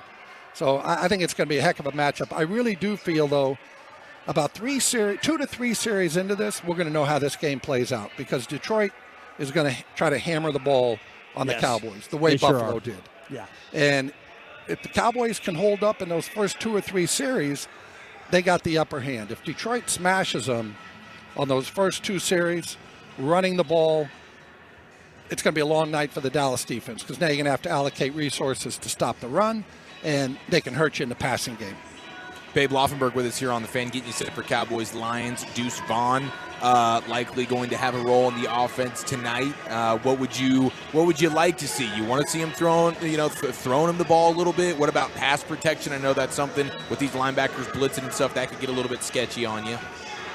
Yeah, I think we're going to see a little more of Hunter Lipke. We've been seeing a little more of him as of late anyway, but yeah, Deuce Vaughn's just going to have a tough time holding up in pass protection. He's been inactive, 9 of the last 10 games. So he's just getting his feet wet in this. I think he's more of a last resort. Maybe have a couple of, I don't want to call them gadget plays, but have him in there for a screen, get him in a 2-back, toss him the ball, things like that. But I don't see him lining up and Rico Dowdle being out. I don't see him kind of replacing Rico Dowdle. I really see Hunter Lipke as that guy that's going to spell Tony Pollard today. Would you like to dial up a Jimmy Johnson pregame speech here to get the guys going, or do you save it for the postgame victory locker room where he can hit you with a "How about them Cowboys"? Yeah, I think if the Cowboys win, if Mike McCarthy is worth his salt as a head coach, he brings Jimmy in and Jimmy gives him a "How about them Cowboys." I mean, can you imagine how that place would erupt? Oh my gosh, awesome! That's the postgame victory locker room video that goes viral beyond belief right there. That would just be awesome. Marvelous. Well, babe, we appreciate the time as always, sir. I'm expecting fireworks tonight. I know you said we got to see how this thing, the first couple of series. I think you're going to be describing and painting the picture of a ton of freaking touchdowns tonight, babe Laufenberg. Well, and very quickly, on the flip side of Detroit pounding it, I hope the Cowboys don't want to come out and say we got to establish a run. Detroit is excellent against the run. Their pass defense isn't going to be able to hold up. So why mess around with running the ball early? Come out, hit them where they're weakest, which is their secondary. And let's get this thing going, boys. Amen. Couldn't agree more. Babe Laufenberg, ladies and gentlemen. Enjoy the game, babe. Thank you, guys. Appreciate it. Yes, sir. The official pregame party brought to you by Miller Lite, the only beer of the Dallas Cowboys. It is Miller time. It's almost Bobby Belt time. But my gosh, Broaddus, I see you staring at the sandwich. Legends Hospitality is at it again. What the heck do we have here? Is this the bent buckle barbecue brisket, Sando? Yeah. Oh, wow. Is this the one you've been talking about for like 6 weeks, saying, I know they're going to bring this out. I know they're going to bring this out. They're going to bring this one out. I'm showing it on the camera right now, so if you're following along with us. Twitch and YouTube, I'm showing you the sandwich that they just dropped off. You can see the little onion slices, the jalapenos. I'm going to not put those on. Oh, but look at that thing, man. A show dog couldn't jump over that thing right now. I agree. Holy Jesus. But a Brian Broaddus could take that thing home. The Bent Buckle Barbecue Brisket Sandwich. Premium Angus beef, signature seasoning rub that includes such key ingredients as paprika, chili powder, 14-hour pecan and hickory wood smoked. Are you kidding me? It's drizzled, of course, with the signature Bent Buckle sauce. Famous and fan crave secret recipe Texas barbecue sauce. Served on a freshly baked brioche bun. I know Broaddus is all about the brioche bun. Gotta have you can do whatever you want inside that sandwich, but talk to me about what's going on with the bread there. And the brioche bun is always getting it done. The classic Texas barbecue tradition, onions, pickles, side of house-made kettle chips. It is there for the taking. Thanks to Legends Hospitality here at AT&T Stadium. If you're making your way out to the game, get yourself in that bent buckle stand. North and South Main clubs, North and South Silver clubs as well, upper concourses, 410, 450, wherever you are, make sure you get your hands on that bent buckle barbecue brisket sandwich. Broaddus will be crushing that during the commercial break, and then we go inside the Star with Bobby Belt as we take you up to kickoff here on your home of the Cowboys, 105.3 The Fan. Attention.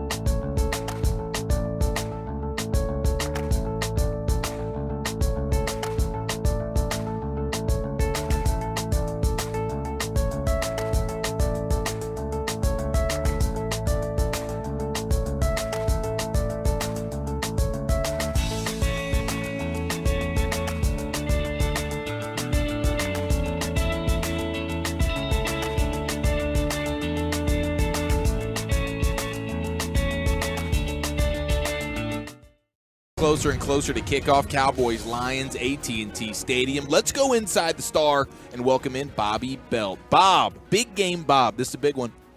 It is a big one. I feel like it could have been an even bigger one in terms of building on your confidence if you had been able to take care of Miami last week. But look, there's the how about Arizona? Well, I mean, Arizona's another story. But yeah. the positivity of being able to build on a Miami win would have been huge. But still, yeah, a big one just from the fact of not even obviously just with the standings, but I mean, obviously what's happening here tonight with Jimmy Johnson going into the Ring of Honor and just the energy that's going to be in the building, having so many different people here. So, yeah, it's going to be a big game and one that I think you should feel optimistic about the Cowboys winning. You feel optimistic. How optimistic are you about Dallas's defense tonight? So Detroit can really challenge what they want to do, and this is one of the better, offensive lines they've faced. When you talk about just how they play as a unit, right? It's one of the best ones that they're going to face this season.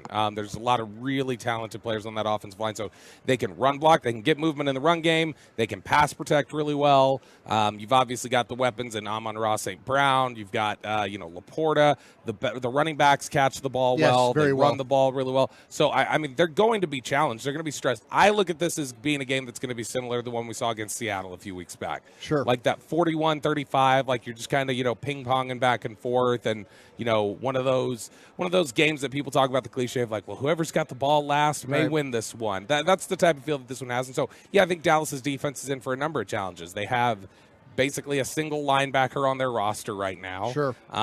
They're banged up, I think, among their pass rushers in terms of just, the normal wear and tear. But you got some guys who are starting to look like they're hitting a bit of a wall here. Oso Digizua has looked a little gassed in recent weeks. We know Micah Parsons is always getting banged up. And so I think that the defense is in a vulnerable spot tonight, but luckily you've got an offense that it plays really, really well when they're here at AT&T Stadium and they're back in these friendly confines.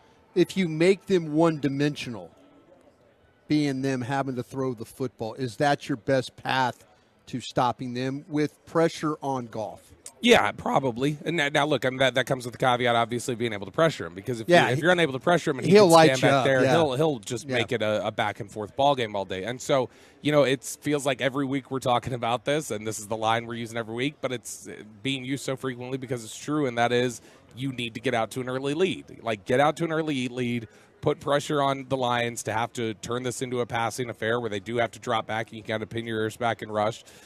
Don't let them get to a point like you did with Buffalo, where Buffalo never had to throw the ball a couple weeks ago. They could just run it all day long if they wanted to.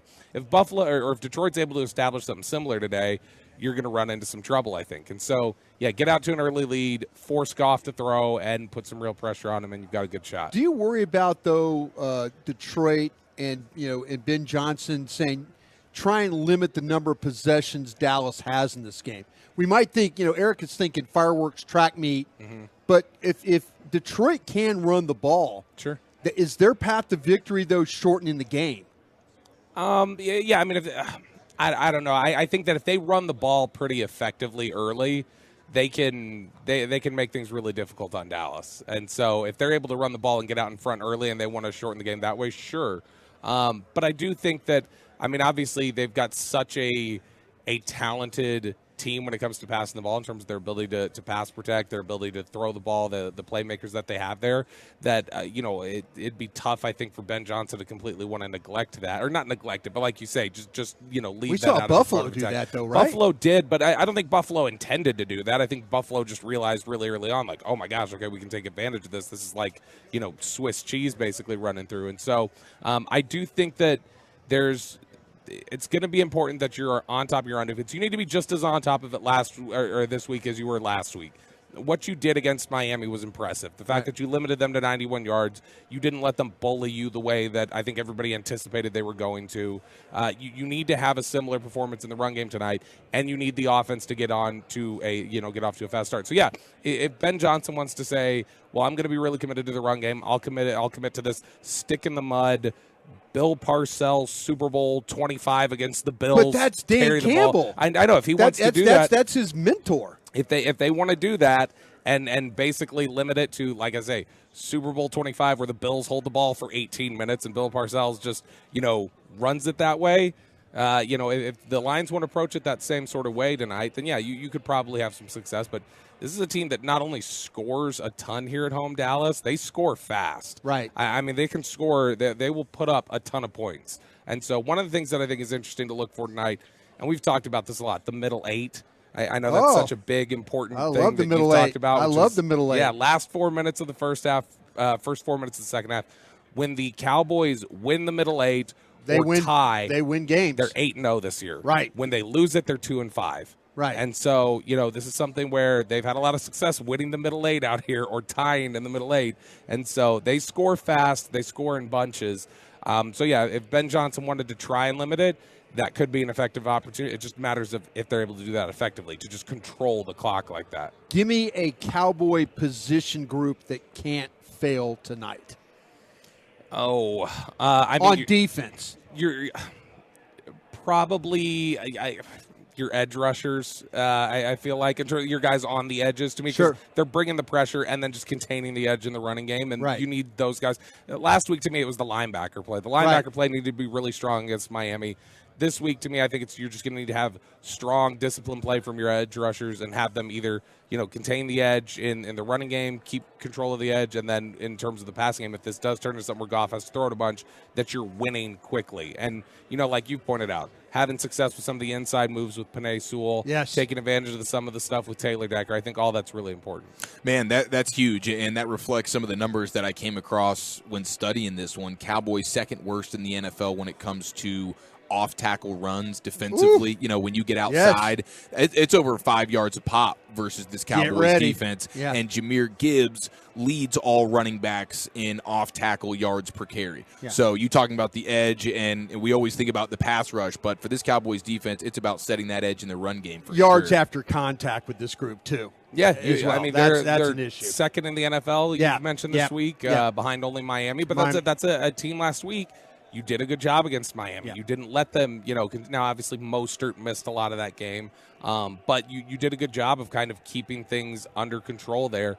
You need a similar performance tonight. And this is the energy in the building tonight, I think, is going to be so unique. Yes. And so intense that I think it's going to be really easy for this group to kind of play off of that. And this is already a group that plays off of the momentum and the energy of AT&T Stadium really well. Bobby Belt with us here on The Fan. All right, I don't want to talk about this Lions offense anymore. I want to talk about the Cowboys offense. They're back home. You talk about scoring all the points. This is going to be a great night for Dak. CeeDee Lamb in the slot is where he just completely dominates. But do you want to move him elsewhere? And who's the other weapon offensively that gets going hugely? Is it Ferguson? Is it Cooks? What's the deal? Yeah, this is a defense that the Lions have that I think that they play really well in between the numbers. Yes. Get outside the numbers, and that's where you can find some vulnerability. When you talk about what they have in the secondary, I want to stay out of the middle of the field. I don't want the safeties. I don't want Kirby Joseph. I don't want Ifeatu Melifonwu. I don't want Brian Branch. Like, those are the guys there. This is a day that CeeDee Lamb plays so much in the slot.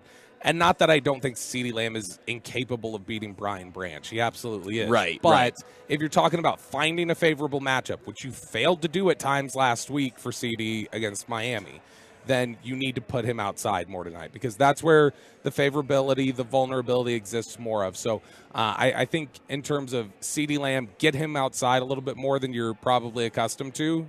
I wouldn't just commit to playing him inside at the slot and making him, go up against Branch and have some of those safeties come into play. I'd try and get him outside the numbers a little bit.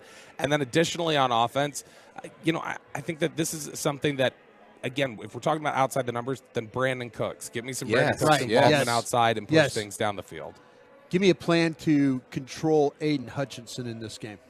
Other than just, prayer and, holding hands and just wishing for the best. He's so – it's funny. He's so just absolutely it stands out whenever you've got a guy who never stops. No, his motor's really high, but he's just so complete, and he just looks like he's played for 8 years. Like, that's one of the things that I feel like there's no position typically in the NFL that's easier to tell somebody's a rookie or a young player than edge rusher. Right. Because you can watch them, you can go, that guy doesn't have any clue how to use his hands at all. And that's not a problem for Aiden Hutchinson. No. That's one of the things that's always stuck out about the Bosa brothers when they came into the league, was that they knew how to use their hands. Technically sound. They were just so advanced in Right. a way that's not normal for defensive ends when they come out. Aiden Hutchinson's a similar player, that he's just incredibly advanced. So technique is really strong. He's obviously got the measurables you want, the length, everything else. He's more athletic, I think. He's more twitchy than I think people expect when you watch him. And so, you're going to need to be really just sound. I don't know that I want necessarily a ton of double team, like getting, extra blockers over there or anything like that. I think I'll just trust that if, Tyron Smith has him, Tyron Smith handles him, or, maybe if you want to do a quick chip or whatever else, you can do that. But, this is something where he's going to provide a challenge for you. And the biggest thing is just, like you mentioned there, the motor is such a thing that just you got to play through the whistle. The whistle, the echo of the whistle. The echo. I like. You've got to continue. Listen to Love the Star. I like what you're doing. Exactly. There. You absolutely have to. That's an Odyssey podcast. It is. With Aiden Hutchinson, you absolutely have to play until the play is done, because he's going to. That's what I'm saying with Aiden Hutchinson. I can't tell you how many times I watch tape, and they're blocking, and the quarterback is holding the ball, and you're thinking okay, throw it, and then Aiden Hutchinson, he gets a pressure or he gets a sack. That's the thing that I'm just like. He will collect every available coverage sack. Exactly. He's got that kind of ability to get to the football. They have said for years the H in Hutchinson actually stands for high motor. Mm-hmm. And he's in the Motor City. He sort of wears that as part of his identity. Yeah. And hopefully we don't see any of that tonight. Look at you today. Bobby, we really appreciate you, man. You have a great one. I'll see you at that carving station here in about you absolutely will 60 not, minutes. But yes. I love you all. Love you more. There he goes. Cowboys insider Bobby Belt on the official pregame show of America's team, brought to you by Papa John's. We'll it's never big. get that time back. It's good, and it's only for Cowboys fans. The Cowboys special from Papa John's, a large one-topping pizza for only $9.99. Order today. Better ingredients, better pizza. Papa John's, the official pizza of the Dallas Cowboys. We continue to inch closer and closer to a Cowboy kickoff, about an hour and 20 minutes away. It's a huge one here at AT&T Stadium tonight. And on the other side, we'll hear from Mike McCarthy, Jerry Jones, and so much more on the official pregame show of the Dallas Cowboys here on 105.3 The Fan.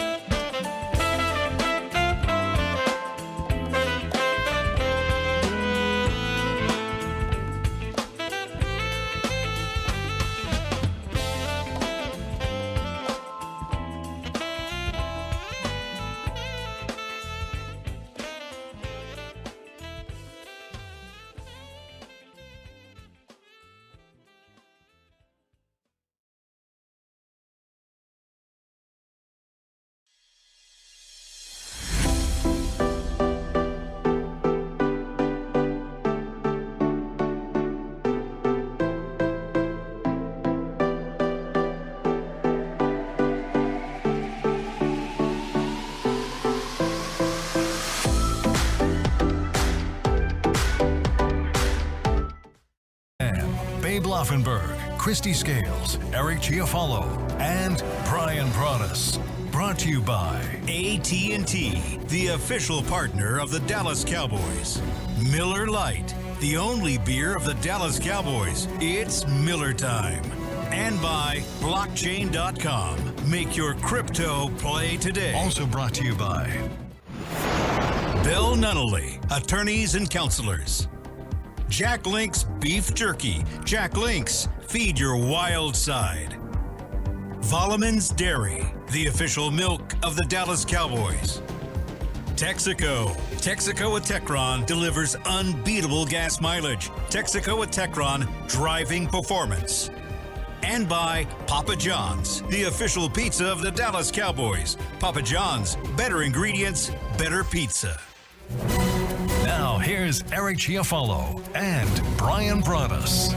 The Cowboys party is underway here at AT&T Stadium and the Dallas Cowboys Radio Network. Welcome into the official pregame show. Cowboys-Lions is a monster matchup. A monster matchup on the field, plus all the storylines. This is a star-studded night, a fun night, potentially the last home game of the year for the Cowboys here at AT&T Stadium, looking to make it 16 straight home victories. And then it's Jimmy Johnson halftime Ring of Honor induction ceremony. You'll hear it right here on the Dallas Cowboys Radio Network. It's super, super special. And we'll hear from Jimmy Johnson and Jerry Jones coming up shortly as well as Mike McCarthy. But Broaddus, you, sir, a Super Bowl champion, where you worked for these Dallas Cowboys, and you know Dan Campbell very, very well. As we dive into the preview, brought to you by Sleep Number, the official sleep and wellness partner of the Dallas Cowboys, how can the Cowboys go about stopping and slowing down this Detroit offense? Yeah, it's going to be about, last week against the Dolphins, and you were dealing with a perimeter running game, an outside running game. It was key to be able to play on the edges, be able to win those one-on-one battles. With this crew, the way that the Lions run the football, you do get the inside runs, but like I said, it comes from underneath center. So what they do is Goff is going to carry the ball to the backs. He's going to carry it to them, and then the backs are going to make the determination of following the blocks, the zone blocks, and if they see a cutback lane, they'll take that backside on you, or they will attack the hole what they see. So, the Cowboys like to flow fast. They like to try and get into gaps if they can. You've got to play square. You got to be able to, on the backside, you can't get hooked or scooped or reached, and that way create that seam. Everybody's flowing really fast front side, but you got backside players. Those backside players can't get blocked. And if they do, that ball will come back, and then next thing you know, they're carrying it for a large gain. These backs are capable of hitting home runs, much like the Dolphins backs last week were capable of hitting the home runs. But you got to get these guys potentially to start, stop, and then start again. That gives you the best opportunity. If they're running downhill with the football and they're finding those gaps, it could be a long night playing run defense for the Cowboys. And then they hit you as a top-5 offense when it comes to play-action passing, and then they're getting explosive plays through the air. Here's Amon-Ra St. Brown. Right. Here's Laporta, the rookie tight end who's been sensational. How do you slow down Goff in the passing game? Well, that's, we were talking about with Babe and others about all the crossing routes. 15% of this Lions offense, if you're kind of following the metrics, is that crossing route stuff, and that's more than even what you get from the 49ers. So I mean, the 49ers have always been big crossing routes, stuff like that. You play with that robber in the middle of the field to try and prevent, and maybe we'll see that too from the Cowboys in this game.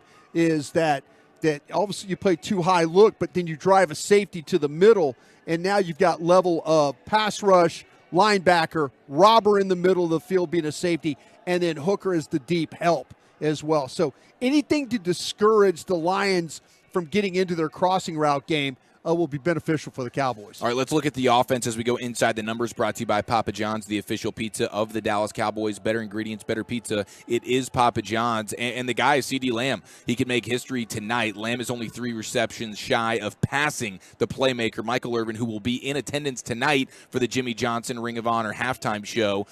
So the 88s will be a storyline to watch, as it's just 3 receptions away. It was Michael Irvin, 111 passes he caught in 1995, and right now you have CeeDee Lamb sitting at 109. And so you made the bold prediction that Lamb breaks the Irvin reception record on the first drive of the game. I like the idea of it being the first 3 plays. Boom, boom, bang. Yeah, I think that, to me, I'm going to challenge this Lions secondary, especially on the outside. Lamb in the slot, Brian Branch, I think, is a really good player, and he can maybe give you some problems. It's the outside. Cameron Sutton, number 1. I can see the Cowboys lining up against him and trying to challenge him in this football game. His health is not exactly great right now. Let's see, though, if he's ready to play this game. Cowboys scoring 40 points at home this year. They are just an absolute juggernaut offensively, and I think you're in store for some big-time explosive plays through the air. Even last week, Detroit versus the Vikings, they get the 4 interceptions off of Nick Mullins, but how many explosive plays did they give up as well? Right. So I think it's going to be a super, super fun offensive show. If you like offense, I think tonight's the game for you. Now, what about from a refereeing standpoint? What's our Zebra report for tonight? We got Brad Allen in this one, and when you start to talk about officials of them, he ranks near the bottom of the league when it comes to calls made during games. So very balanced, 75-76 home and away splits.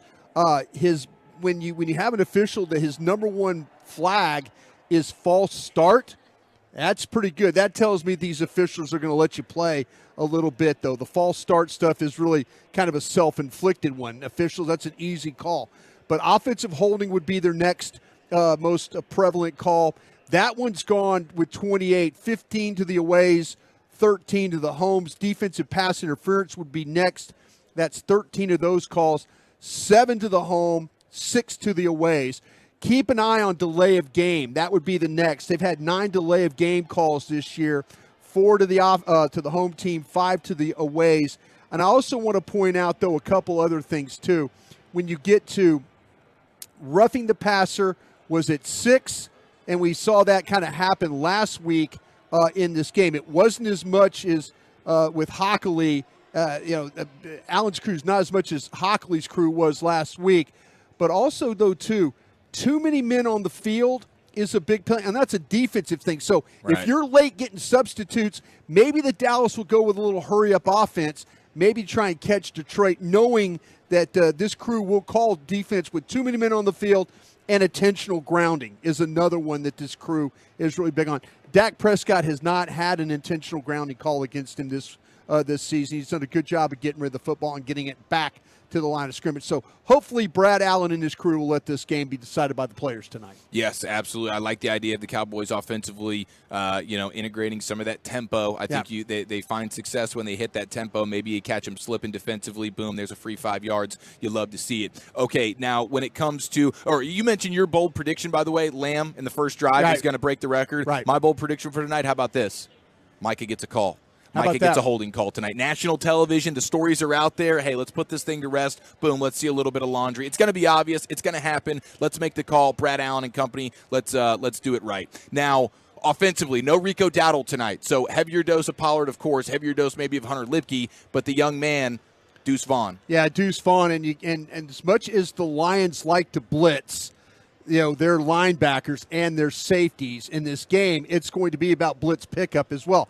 I don't know how he can't watch the film from last week and watch the Cowboys struggle with communication and not pick up the blitzes the right way last week. It affected that football game. So if I'm Glenn and I know that I have Alex Angeloni as a rusher, that I'm going to send him as much as possible here and try and disrupt this Cowboy pass blocking unit. Tyron Smith back, though. He is officially active. How important is that? Yeah, that is very important right there. Last week, Chuma Edoga did have some problems.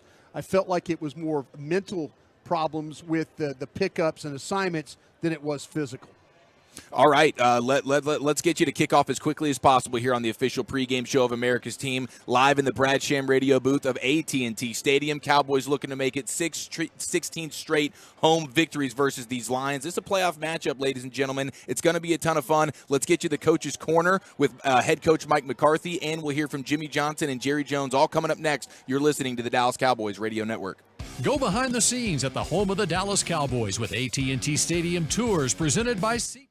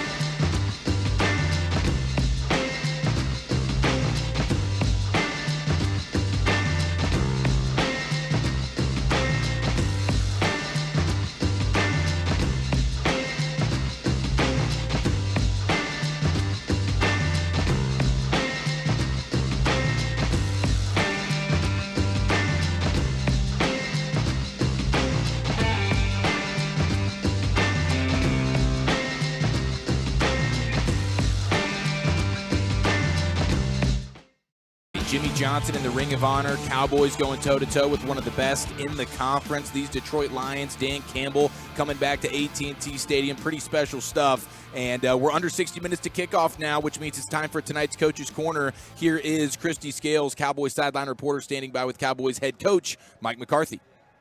Well, thanks, guys. This is a special Saturday night primetime edition of the Coach's Show with Mike McCarthy. And, Mike, you've been so complimentary of this 11-4 Detroit Lions team, NFC North champions. And is this, like, really great timing in terms of going against such a good team as you're trying to get the best feel as you're getting ready for the playoffs? Oh, absolutely. No, this is great timing.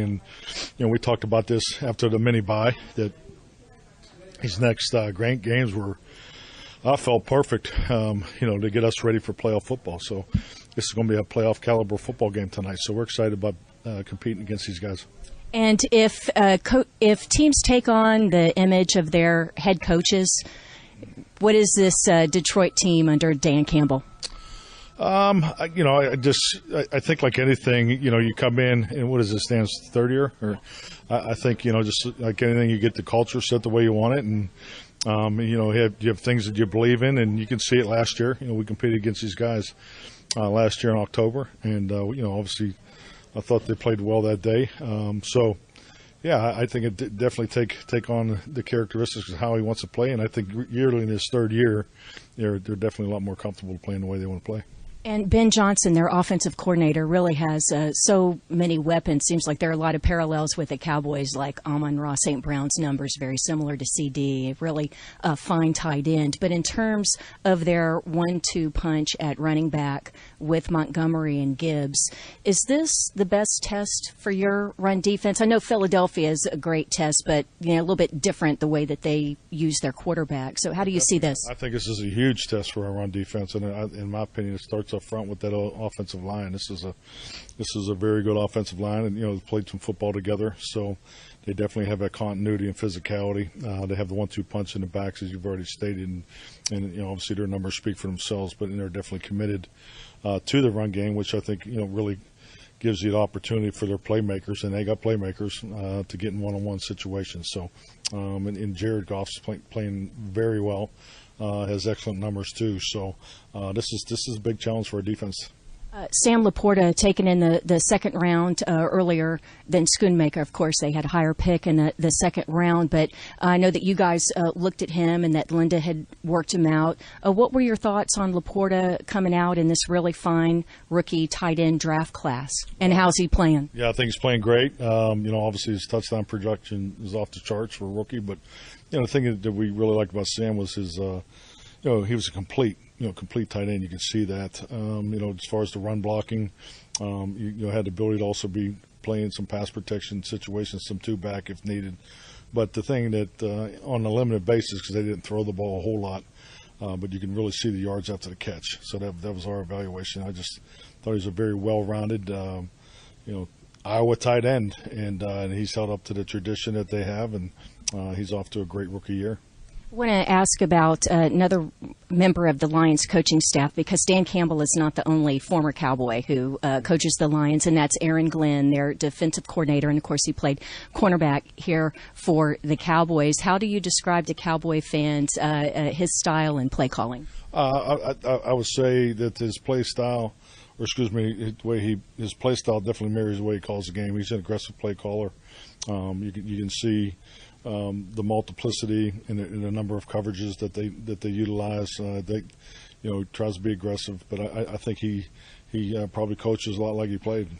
Has he changed things up in this past month? The player who was named NFC Defensive Player of the Week, Melifonwu, number 6. I think Cowboy fans need to be listening for his name tonight. But a couple of sacks as well as takeaways, seems to be a catalytic player. Is he using the secondary more in pressures, or is that something that he's done throughout the season? No, it's something he's done throughout really the last 2 years. So, their secondary is very involved. Like I said, both from a pressure and a coverage standpoint. And they have a very good play style. They do a really good job. So I've been very impressed with these guys. You have Tyron Smith back after missing last week with the back injury. How huge is that to have him back? Oh, yeah. Tyron Smith, you kidding me? obviously it's different when Tyron lines up at left tackle, and I think just the games that we've played with him versus the ones without him, I think it speaks for itself. With Deuce Vaughn being active tonight, of course, he's been inactive 9 of the last 10 games and has played in 6 earlier this year. He has such a big fan base. And how has he looked in practice, and how much should we expect to see him tonight in terms of having to fill in for Rico Dowdle, who's out with that ankle injury? Yeah, I mean, Deuce he'll roll in, and both him and Hunter will roll in with Tony. Tony's obviously will be the feature player today, so hope to get Deuce some opportunities. And in terms of practice, and with Rico, he's been nursing that ankle injury, even though he's been playing. So Deuce been getting a lot more practice time in terms of not just running scout team, but actually getting to run the Cowboy offense. Yeah, definitely. He's been getting a ton of reps the last couple of weeks, but particularly with Rico, managing the ankle. But he's had some big time practices on the scout team, so which is important and something that our young guys, take a lot of pride in, because that is a big part of their development too. So I really like the work Deuce has put together here the last 6 weeks. In terms of C.D. Lamb needing just 3 catches to surpass Michael Irvin in the Cowboy record books and set the single-season record for most catches by a Dallas Cowboy, I think that C.D., I know that you don't like to compare players, but one thing about Michael Irvin is his value went so beyond stats. I don't think that you could measure what he meant to the offense, just at the prolific number he puts up. And I wonder if CD is reaching that status with this team and the way that he affects the game and how you design things to get him involved. Definitely. I mean, when people, in the building talk about Michael Irvin, they talk about him being the catalyst of the 90s teams, particularly as a great teammate, as you've already referred to. And, I think CD Dessy has that in his makeup. CD's he's a great guy. I mean, he works hard. He's super competitive. I mean, he's everything you want in a number one receiver. But he's the same guy every day. He's an excellent teammate, and I think as time goes, that role he'll continue to grow in it. How cool is it to have Michael Irvin and the 90s Cowboys here for Jimmy Johnson in halftime? And is it something that you talk to your current players about? Yeah, definitely. Referenced it clearly in the beginning of the week and yesterday. But yeah, this is a big night here at AT&T. So it's great to welcome Coach Johnson back and and see his name go up in the Ring of Honor. I know a lot of people have come back for this, so a lot of excitement in the building today. Jimmy's last year with the Cowboys, 93, was your first year in the NFL as an assistant with Kansas City. What was your perception of Jimmy at the time? And I know that you've gotten to visit with him, even been on the boat in Key West. So we want to hear about that. Yeah, I mean, definitely. He's, someone you always looked up to. And I just know, I was a big, Pitt Panther fan as a kid growing up in Pittsburgh, and he was on that staff, Jackie Sherrill's staff back then. So I do remember him going from Pitt to Oklahoma State to University of Miami. So, and then having the opportunity to coach at Pitt. So there's, you always look at the, Pitt has a great revolving door of coaches that have gone on to Dave Wanstead. I mean, John Harbaugh. There's just so many that have gone through those doors. So I've always been a fan of his, and then obviously the greatness that they had here in Dallas. So, so I've great memories of those teams, and I didn't realize he left here after '93. I thought he was here a little longer. No, that was it. It was after the Cowboys won the Super Bowl 92 season, 93 season, and then that was it. And Barry Switzer took over. But we want to know, what's the storytelling like on the boat? Is it a lot of football talk or a little? Yeah, no, definitely. It's a lot of fishing talk, and it was relaxing, and it was a great day. It was a great day. Well, we appreciate the visit, and Happy New Year to you. Happy New Year. Thanks so much. That is Coach McCarthy. And as we continue counting down to kickoff between the Lions and Cowboys, let's rejoin Brian and Eric. Thanks so much, Christy. That's tonight's Coach's Corner, and my goodness, dude, that'd be a bucket list situation. I mean, you were on the Madden Cruiser, the Madden bus, but getting on the Jimmy Johnson Florida Keys boat, yes, cracking coldies, fishing, and talking shop. That's got to be, if not number one, that's a close second to the Madden bus. That's exactly what the type of thing that you want to do as just that environment and being, and Jimmy uses it very well. That, guys want to go down there and visit with him. You want to go down there and pick his brain. I know Todd Archer went down there for ESPN and did a story on him. That's cool. I mean, that's just a great locale to get people out there. Yeah, Jimmy likes he likes being around people. He loves fishing. He's going to put you on some fish, and then afterwards you're probably going to have a quality meal, and then continue talking ball, and you'll have a lifetime full of memories when you get off that Island Murata. Do you think, or do you know, is it a requirement to be shirtless on the Jimmy Johnson boat? Because anytime I see Jimmy Johnson on his boat, he's got no shirt. Same with Troy Aikman. I'm wondering, is McCarthy removing his top in order to enter the Jimmy boat? No, Mike is always we're at camp and all. Have you ever seen Mike wear a short sleeve shirt? I don't think I've ever seen him wear a short sleeve shirt coaching. He's usually long pants. You're right. Usually long. Garrett was a guy. Remember, Garrett would wear the long blue top and the shorts. But he loves showing a little shin. Yeah, but I think Mike probably was. I think Mike was probably like long sleeve, dry fit shirt. That would be my guess. I think even when I see McCarthy in my mind with the collared shirt on, like a collared T-shirt, right? But it's not. It's actually a long sleeve collared T-shirt, right?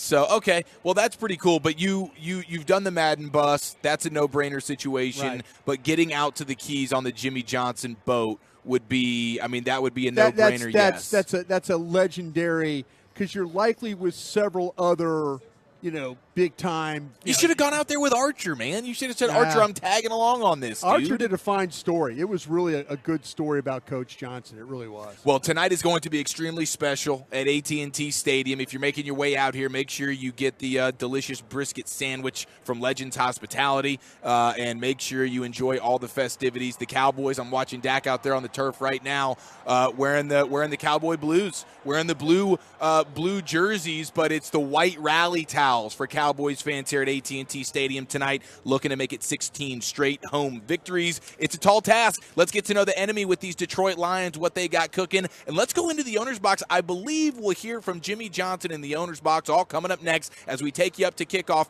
Cowboys Lions Monday Night Football on a Saturday night. Dallas Cowboys football will continue in a moment. Tom Thumb's new drive.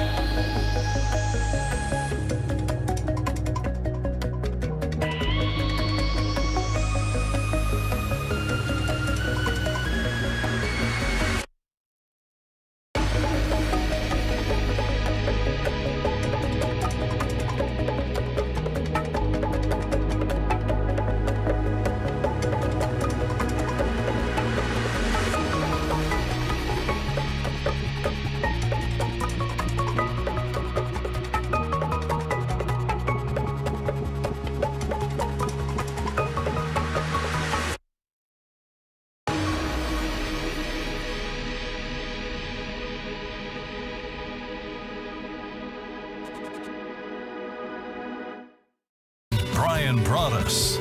42 minutes to kick off Cowboys-Lions here at AT&T Stadium. A star-studded night here on your home of the Cowboys and on the Dallas Cowboys radio network. Jimmy Johnson going into the Ring of Honor at halftime. You'll hear it here during the halftime proceedings on the Dallas Cowboys radio network. And right now, Jimmy Johnson standing by alongside Christy Scales for tonight's Owner's Box. Christy, take it away. Well, a very special edition of the Owner's Box with Jimmy Johnson. And Jimmy, it's been a long time coming, and the fans have been anxious. So has it been worth the wait for you? Well, without question. I don't think anybody can imagine how I feel. I mean, Jerry and I came here, and a team that had 3 straight losing seasons, the worst team in the NFL. And we were able to put together a team that won Super Bowls and was the team of the 90s. So it's something I'm very proud of. Can anybody appreciate the pressure it must have been to replace the living legend Tom Landry? Well, you know, that's the only thing I said in that very first press conference. I said, you know, we had confidence that we were going to get it done. You know, Jerry is a confident individual. So we knew that we were going to get it done. So I told everybody, I said, I understand the concerns, but just be patient with us. Be patient with us and we'll get it done. What does it mean that so many of your former players and members of the coaching staff are here to salute you tonight, along with the other Ring of Honor members? Well, you know, we had a strong bond, and I think that's one reason we were successful. You know, from the top down, everybody believed that we were going to get it done. We were always on the same page. We really never had a disagreement on how to get it done. And so I think, in fact, Troy Aikman talks about it. He said a player would never complain to an assistant coach because the assistant coach would say, wait a minute, that's not how Jimmy wants to do it. So we were always on the same page. How much do you enjoy still being so involved in football and being able to talk not just NFL, but specifically Cowboys to the millions of Cowboys fans who watch you every week on Fox? Well, you know, I really appreciate the millions of Cowboy fans, but I also appreciate the millions that despise the Cowboy fans, because that strong following is what makes our game great. We just had a conversation with Mike McCarthy for our coaches show, and he was talking about the great opportunity he had to visit with you on the boat this past offseason. What do you think about the job that Mike McCarthy is doing, and what happens when you're out on the boat with a current head coach? Well, I think Mike's doing a great job. I really like what he's done with the offense, keeping Dak in rhythm. And I think really this team right now, I think they're playing, they can beat anybody. They may have to go on the road, you know, in the playoffs. I don't know. We'll see what happens. But I think they can be successful on the road. I have one more question for you, because it's something we were talking with Mike McCarthy about. With CeeDee Lamb putting up prolific stats, and you know he's just 3 catches away from breaking Michael Irvin's single-season record. And Michael meant so much to the team beyond the numbers. And I think CD is approaching that status. I wonder, as you observe the Cowboys, if you see that as well. Well, CD's having a great year, and he'll break the records. Records are meant to be broken. So I've just enjoyed watching him play.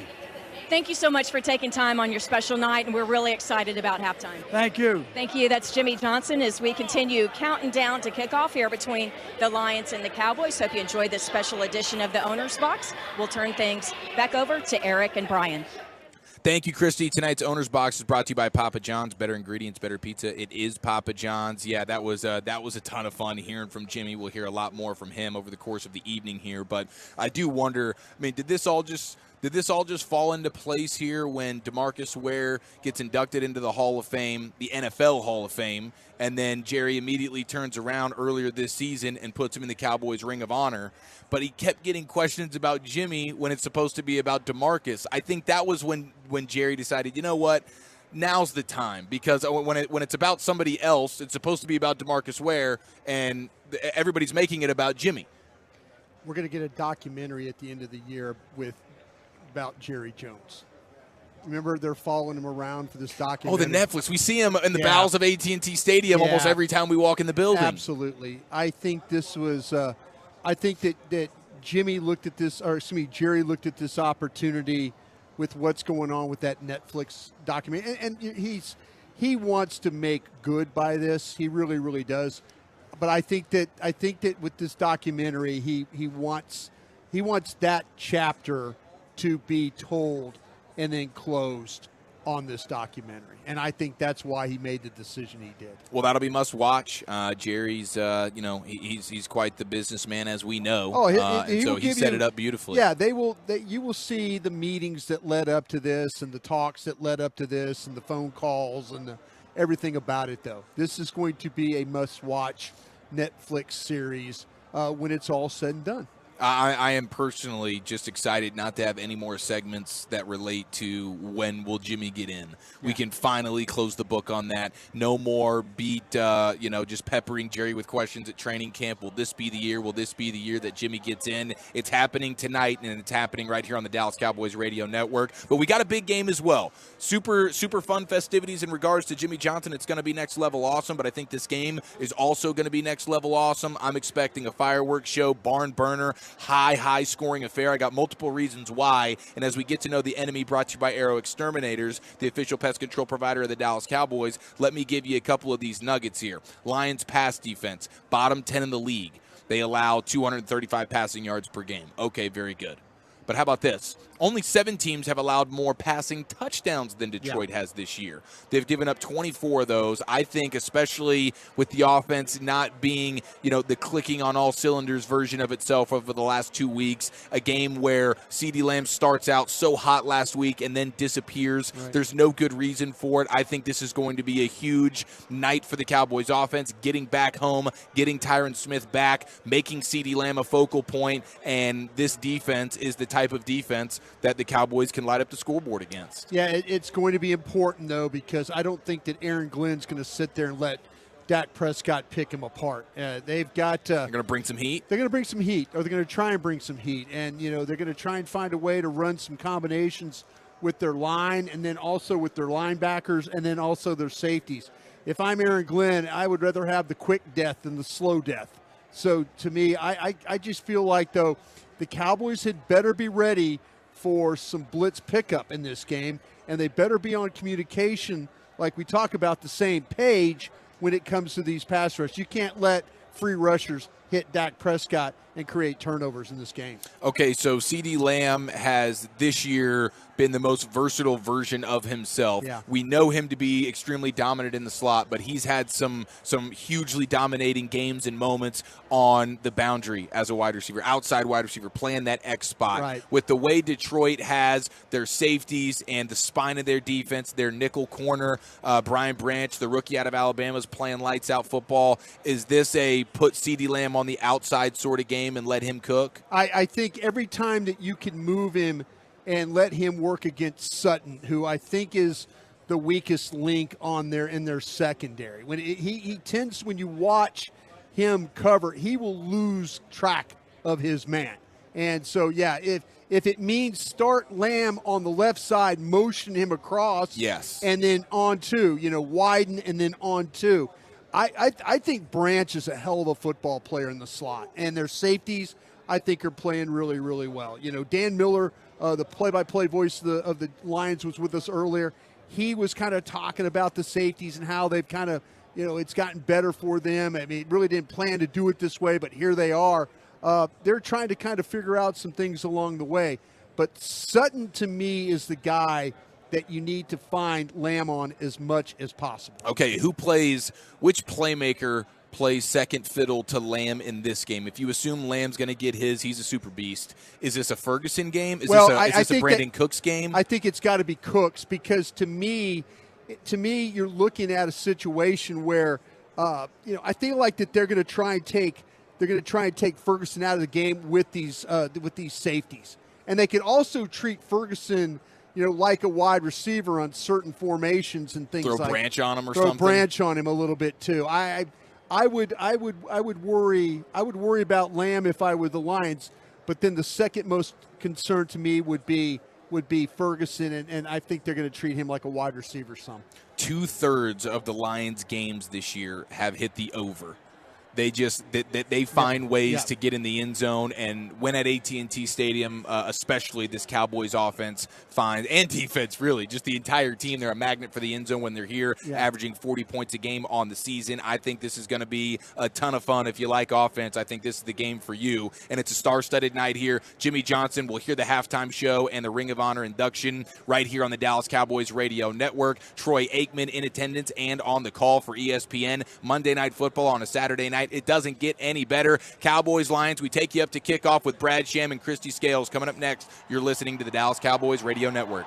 Texas tailgating.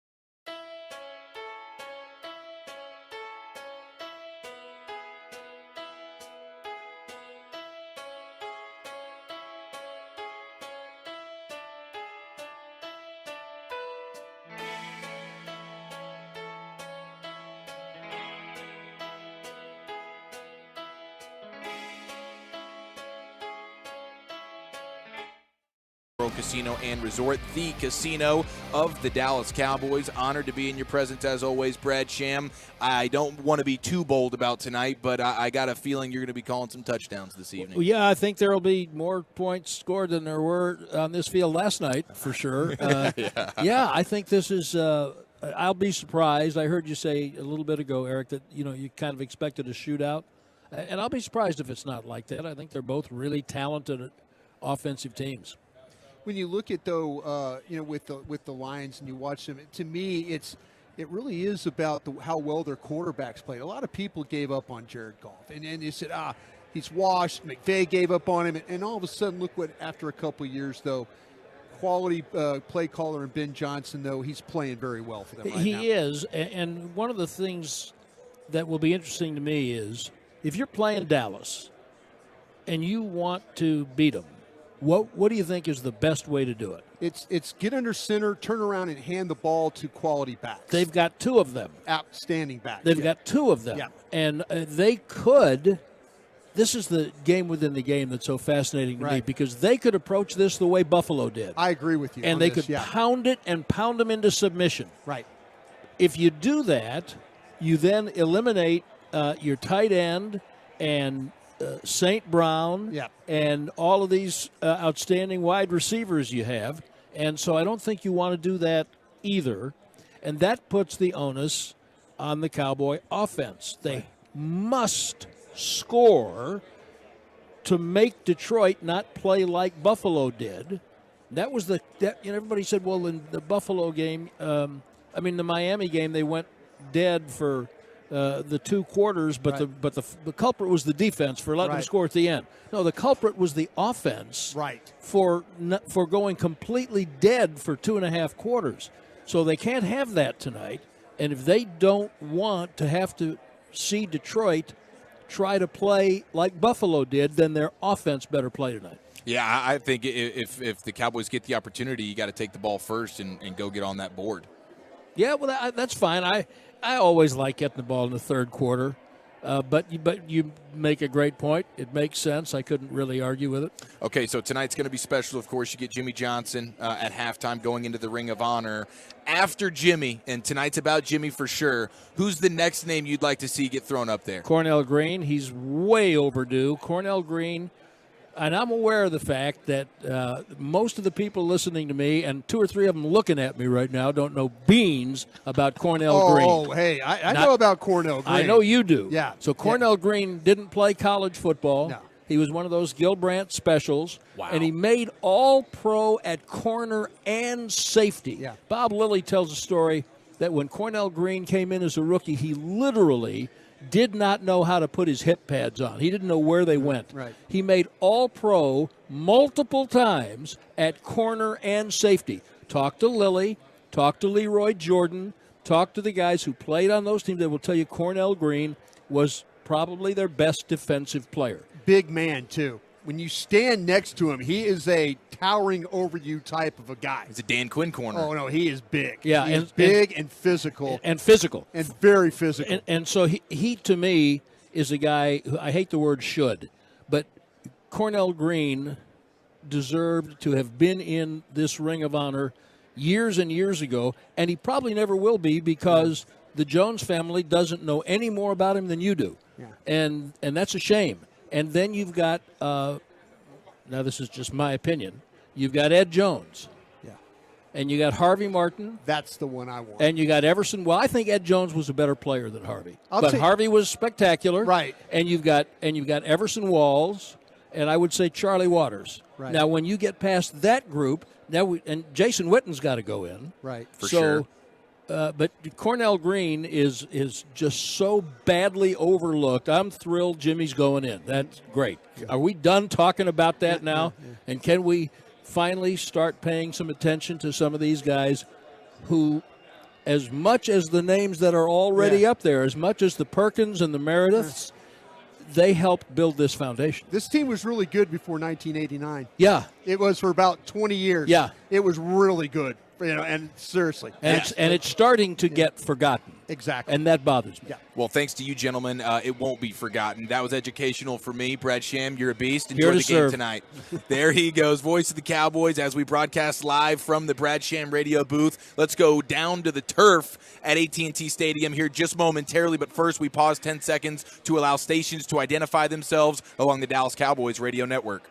You're turn it on, leave it on. Home of America's team is 105.3 The Fan. Hello, baby. KRLD FM and HD1, Dallas Fort Worth. Always live on the free Odyssey app. She's the best reporter in the business, Christy Scales, live here at AT&T Stadium. It's time for her keys to the game, brought to you by Pollock Aurora, proud supplier of the Dallas Cowboys. Christy, this is a big one tonight. So much to have to get right to win a game like this. What stands out to you most? Just the run game and the efficiency of what they do with Detroit. Talked with Mike McCarthy earlier about whether this was the toughest run offense they would go against. And, it's a tough one with Philly, but theirs is different, the way they use Jalen Hurts. But talking with Adam Dirty, who is the defensive line coach for the Cowboys, he said that he thought that last week against Miami was a really, really tough test of the Cowboys' run defense with the speed and the motion and the things that they do. And he says that tonight, number 26, Jahmyr Gibbs, reminds him a lot of what they faced last week with Miami with his speed. And so I think that's going to be obviously a key. That's just one of those NFL truisms, right? You got to stop the run, but especially tonight against this 1-2 punch of Montgomery and the aforementioned Gibbs, because he has the speed and is a real catalytic player, and also, like Miami, catching the ball out of the backfield as well.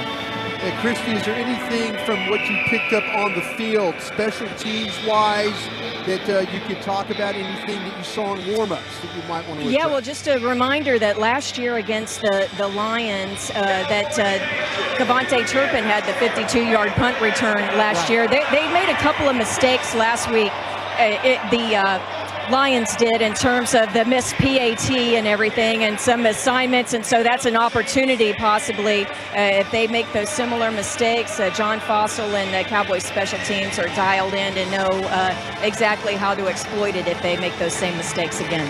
Hey, Christy, fair to say we could expect the offense to get back rolling tonight, back home at AT&T Stadium. Tyron Smith is back in the lineup as well at left tackle, and I feel like this Lions defense is there for the taking through the passing game.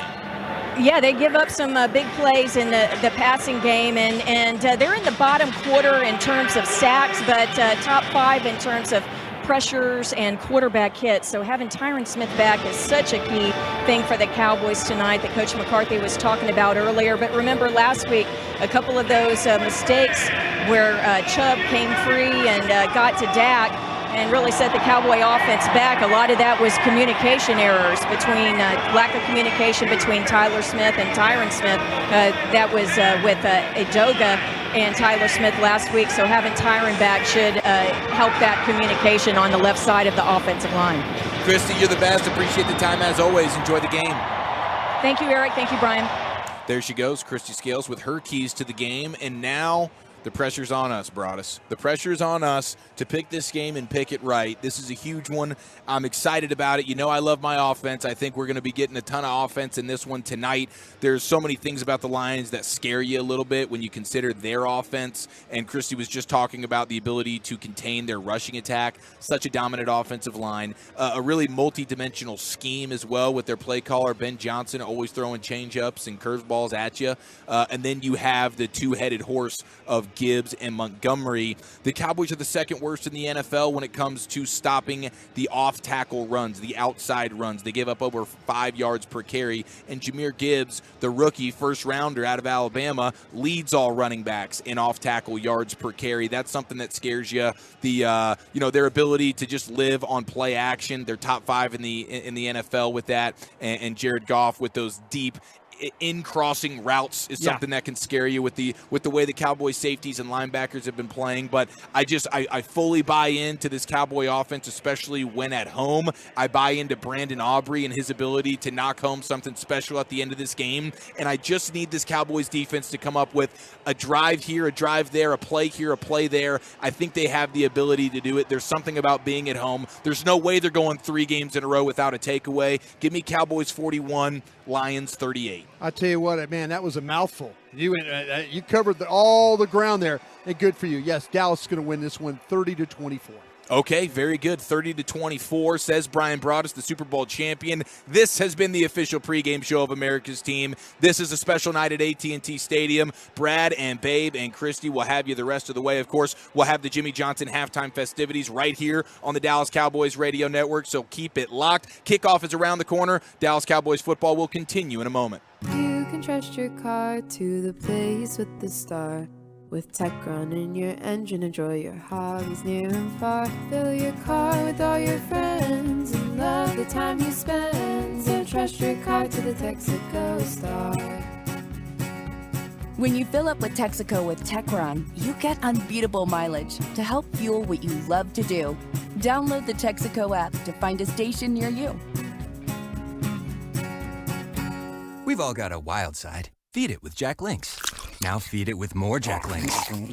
Now use